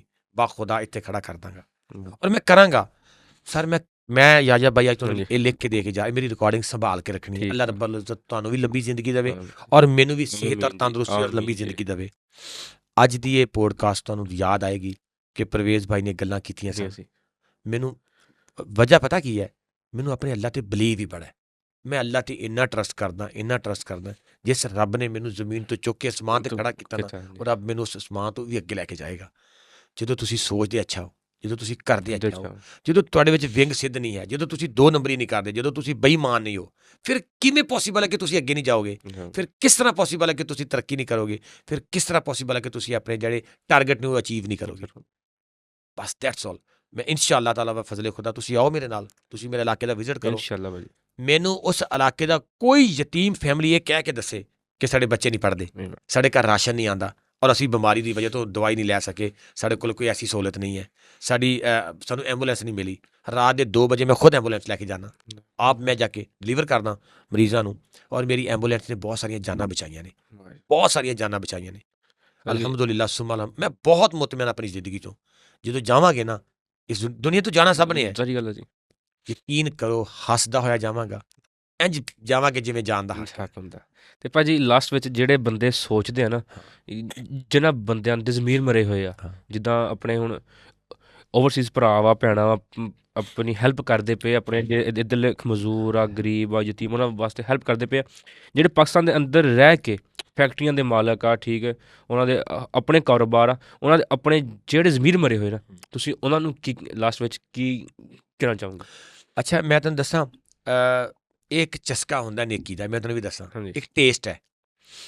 ਮੈਂ ਤੁਹਾਨੂੰ ਪਹਿਲੇ ਕਿਹਾ ਸੀ ਕਿ ਇਹਦਾ ਅਕਲ ਨਾਲ ਤਲਕ ਨਹੀਂ ਹੈ। ਇੱਕ ਦੀਵਾਨਾ ਬੰਦਾ, ਜਿਹੜਾ ਦੀਵਾਨਾ ਪਾਗਲਪਨ, ਮੇਰਾ ਇੱਕ ਭਾਈ ਹੈ ਉਮਰ ਫਾਰੂਕ ਭਾਈ, ਅਮਰੀਕਾ ਹੁੰਦੇ ਨੇ, ਇਹ ਉਹਦੀ ਲਾਈਨ ਮੈਨੂੰ ਬੜੀ ਯਾਦ ਆਉਂਦੀ ਹੈ। ਉਹਨੇ ਮੈਨੂੰ ਕਿਹਾ ਪਰਵੇਜ਼ ਭਾਈ ਇੱਕ ਗੱਲ ਦੱਸਾਂ, ਇਹ ਕੰਮ ਅਕਲ ਦਾ ਤਲਕ ਹੀ ਨਹੀਂ ਇਸ ਕੰਮ ਨਾਲ। ਕਿਹੜਾ ਬੰਦਾ ਅਕਲ ਵਾਲਾ ਬੰਦਾ 18 ਘੰਟੇ ਜਾਗਦਾ? ਕੋਈ ਅਕਲ ਵਾਲਾ ਬੰਦਾ ਰਾਤ ਦੇ 2 ਵਜੇ ਤੱਕ ਗਲੀਆਂ 'ਚ ਫਿਰਦਾ ਹੋਏਗਾ? ਨਹੀਂ ਫਿਰਦਾ। ਉਹ ਕਹਿੰਦਾ ਮੈਨੂੰ ਰੈਸਟ ਕਰਨ ਦਿਓ ਯਾਰ, ਰੈਸਟ ਬਹੁਤ ਜ਼ਰੂਰੀ ਹੈ। ਉਹਨੇ ਕਿਹਾ ਕਿ ਇਹ ਦੀਵਾਨਾ ਪਾਗਲਪਨ ਦੀ ਹੱਦ ਵਾਲਾ ਬੰਦਾ ਕੰਮ ਕਰਦਾ। ਸਰ, ਜਿਹੜੇ ਬੰਦੇ ਨਹੀਂ ਨਾ ਕਰਦੇ, ਅੱਛਾ ਚੱਕਰ ਹੈ, ਜਿਹੜੇ ਕਰਦੇ ਨੇ ਉਹ ਕਰਦੇ ਵੀ ਨੇ, ਇਹ ਨਹੀਂ ਕਹਿੰਦਾ ਮੈਂ। ਜਿਹੜੇ ਪਾਕਿਸਤਾਨ 'ਚ ਰਹਿ ਕੇ ਕਰਦੇ ਨੇ ਉਹਨਾਂ ਨੂੰ ਪਤਾ ਕਿ ਯਾਰ ਮੈਂ ਅੱਲਾਹ ਤਾਲਾ ਦੀ ਖੁਸ਼ਨੂਦੀ ਵਾਸਤੇ ਕਰਨਾ, ਨੇਕੀ ਕਰਦੇ ਨੇ। ਕੁਛ ਲੋਕਾਂ ਨੂੰ ਚਸਕਾ ਹੈਵੇ ਆਪਣੀ ਫੈਮਿਲੀ ਨੂੰ ਸਪੋਰਟ ਕਰਨ ਦਾ, ਆਪਣੀ ਫੈਮਿਲੀ ਨੂੰ ਸਿਕਿਉਰ ਕਰਨ ਦਾ, ਜ਼ਮੀਨਾਂ ਬਣਾਉਣ ਦਾ, ਕਾਰੋਬਾਰ ਐਕਸਟੈਂਡ ਕਰਨ ਦਾ, ਨਵੀਆਂ ਗੱਡੀਆਂ ਦਾ, ਉਹਨਾਂ ਚੱਕਰਾਂ ਵਿੱਚ ਰੱਬ ਲਾਈ ਰੱਖਦਾ। ਪਰ ਇੱਕ ਗੱਲ ਆਖਰੀ, ਜਿਸ ਨੂੰ ਰੱਬ ਤੌਫੀਕ ਨਹੀਂ ਨਾ ਦਿੰਦਾ ਕਦੇ ਵੀ ਇਸ ਪਾਸੇ ਨਹੀਂ ਆਉਂਦਾ। ਰੱਬ ਨੂੰ ਉਹਨਾਂ ਦਾ ਪੈਸਾ ਹੀ ਨਹੀਂ ਪਸੰਦ, ਰੱਬ ਨੂੰ ਉਹਨਾਂ ਦੀ ਵਜ੍ਹਾ ਕਤਾ ਨਹੀਂ ਪਸੰਦ, ਰੱਬ ਨੂੰ ਉਹਨਾਂ ਦਾ ਤਰੀਕਾ ਹੀ ਨਹੀਂ ਪਸੰਦ, ਰੱਬ ਨੂੰ ਉਹਨਾਂ ਦਾ ਉਹ ਰਿਜ਼ਕ ਹੀ ਨਹੀਂ ਪਸੰਦ, ਰੱਬ ਨੂੰ ਉਹਨਾਂ ਦਾ ਖੁਦਾ ਗਵਾਹ ਉਹ ਸਦਕਾ ਕਰਨਾ ਹੀ ਪਸੰਦ ਨਹੀਂ। ਜਿਹਨੂੰ ਰੱਬ ਨਹੀਂ ਪਸੰਦ ਨਹੀਂ ਕਰਦਾ ਉਹ ਕਿਵੇਂ ਦੇ ਸਕਦੇ ਨੇ? ਤੁਸੀਂ ਗੱਲ ਸੁਣੀ ਹੋਏਗੀ ਨਾ ਕਿ ਦੋ ਦੋਸਤਾਂ ਨੇ ਇੱਕ ਨਮਾਜ਼ ਪੜ੍ਹਨ ਚਲਾ ਗਿਆ, ਇੱਕ ਬਾਹਰ ਖੜਾ ਹੋ ਗਿਆ। ਉਹਨਾਂ ਨੇ ਕਿਹਾ ਕਿ ਯਾਰ ਵਾਹਵਾ ਦੇਰ ਗੁਜ਼ਰੀ ਨਾ, ਕਿ ਯਾਰ ਆ ਜਾਣਾ ਯਾਰ ਬਾਹਰ, ਆਇਆ ਯਾਰ ਤੈਨੂੰ ਕੌਣ ਨਹੀਂ ਆਉਣ ਦਿੰਦਾ ਬਾਹਰ? ਉਹ ਆਂਦਾ ਜਿਹੜਾ ਤੈਨੂੰ ਅੰਦਰ ਨਹੀਂ ਨਾ ਆਉਣ ਦਿੰਦਾ ਉਹ ਮੈਨੂੰ ਬਾਹਰ ਨਹੀਂ ਆਉਣ ਦਿੰਦਾ। ਚਲੋ ਜੀ, ਜਜ਼ਾਕ ਅੱਲਾ ਖੈਰ। ਜਿਤਨੇ ਦੋਸਤ ਮੇਰੇ ਵੀਰ, ਮੇਰੇ ਭਾਈ, ਮੇਰੀਆਂ ਭੈਣਾਂ ਜਿਨ੍ਹਾਂ ਨੇ ਸਾਡਾ ਇਹ ਬੈਠਣਾ, ਸਾਡੀ ਪੋਡਕਾਸਟ, ਇਹ ਵੀਡੀਓ, ਇਹ ਮੈਸੇਜ ਸੁਣਿਆ ਹੋਏਗਾ, ਇੱਕ ਤਾਂ ਉਹਨਾਂ ਦਾ ਸ਼ੁਕਰੀਆ ਅਦਾ ਕਰਾਂਗਾ। ਦੂਸਰੇ ਨੰਬਰ 'ਤੇ ਪਲੀਜ਼ ਮੈਂ ਸਭ ਨੂੰ ਕਹਾਂਗਾ ਅੱਲਾ ਦੀ ਖੁਸ਼ਨੂਦੀ ਵਾਸਤੇ ਆਪਣੇ ਆਪਣੇ ਇਲਾਕੇ 'ਚ, ਜ਼ਰੂਰੀ ਨਹੀਂ ਕਿ ਤੁਸੀਂ ਮੈਨੂੰ ਟੱਚ ਕਰਨਾ, ਮੈਨੂੰ ਪੇਮੈਂਟ ਦੇਣੀ ਹੈ ਜਾਂ ਮੇਰੇ ਉੱਤੇ, ਨਹੀਂ, ਆਪਣੇ ਆਪਣੇ ਇਲਾਕੇ ਦੇ ਵਿੱਚ ਆਪਣੀ ਫੈਮਿਲੀ ਦੇਖੋ, ਸਭ ਤੋਂ ਪਹਿਲੇ ਆਪਣੇ ਰਿਸ਼ਤੇਦਾਰ ਦੇਖੋ, ਆਪਣਾ ਮੁਹੱਲਾ, ਆਪਣੀ ਗਲੀ ਦੇਖੋ, ਆਪਣਾ ਸ਼ਹਿਰ ਦੇਖੋ। ਉੱਥੇ ਉਹ ਬਾਅਦ ਅਗਰ ਤੁਹਾਨੂੰ ਅੱਲਾਹ ਤਾਲਾ ਨੇ ਤੌਫੀਕ ਦਿੱਤੀ ਹੈ ਤਾਂ ਫਿਰ ਤੁਸੀਂ ਸਾਡੇ ਵਾਲੀ ਸਾਈਡ 'ਤੇ ਆਓ। ਖੁਦਾ ਰਾ ਤੁਹਾਡੇ ਉੱਤੇ, ਤੁਹਾਡੇ ਲੋਕਾਂ ਦੇ ਬਹੁਤ ਸਾਰੇ ਜ਼ਿੰਮੇਦਾਰੀਆਂ ਨੇ ਔਰ ਬਹੁਤ ਹੱਕ ਹੈ ਤੁਹਾਡੇ ਇਲਾਕੇ ਦਾ। ਆਪਣੇ ਆਪਣੇ ਇਲਾਕੇ 'ਚ ਕੋਈ ਡਿਸਪੈਂਸਰੀ ਬਣਾ ਦਿਓ, ਕੋਈ ਯਤੀਮ ਬੱਚਿਆਂ ਵਾਸਤੇ ਸਕੂਲ ਬਣਾ ਦਿਓ, ਕੋਈ ਇਸ ਤਰ੍ਹਾਂ ਦੇ ਕੰਮ ਕਰ ਦਿਓ ਜਿਹੜੇ ਤੁਹਾਡੇ ਮਰਨ ਤੋਂ ਬਾਅਦ ਤੁਹਾਡਾ ਨਾਮ ਹਮੇਸ਼ਾ ਜ਼ਿੰਦਾ ਰੱਖਣ। ਮੈਨੂੰ ਉਮੀਦ ਹੈ ਤੁਸੀਂ ਜ਼ਰੂਰ ਅਮਲ ਕਰੋਗੇ। ਅੱਲਾਹ ਤਾਲਾ ਤੁਹਾਡਾ ਹਾਮੀ ਨਾਸਰ ਹੋਵੇ। ਹਮੇਸ਼ਾ ਸਲਾਮਤ ਰਹੋ, ਹੱਸਦੇ ਰਹੋ, ਵਸਦੇ ਰਹੋ। ਪਾਕਿਸਤਾਨ ਜ਼ਿੰਦਾਬਾਦ।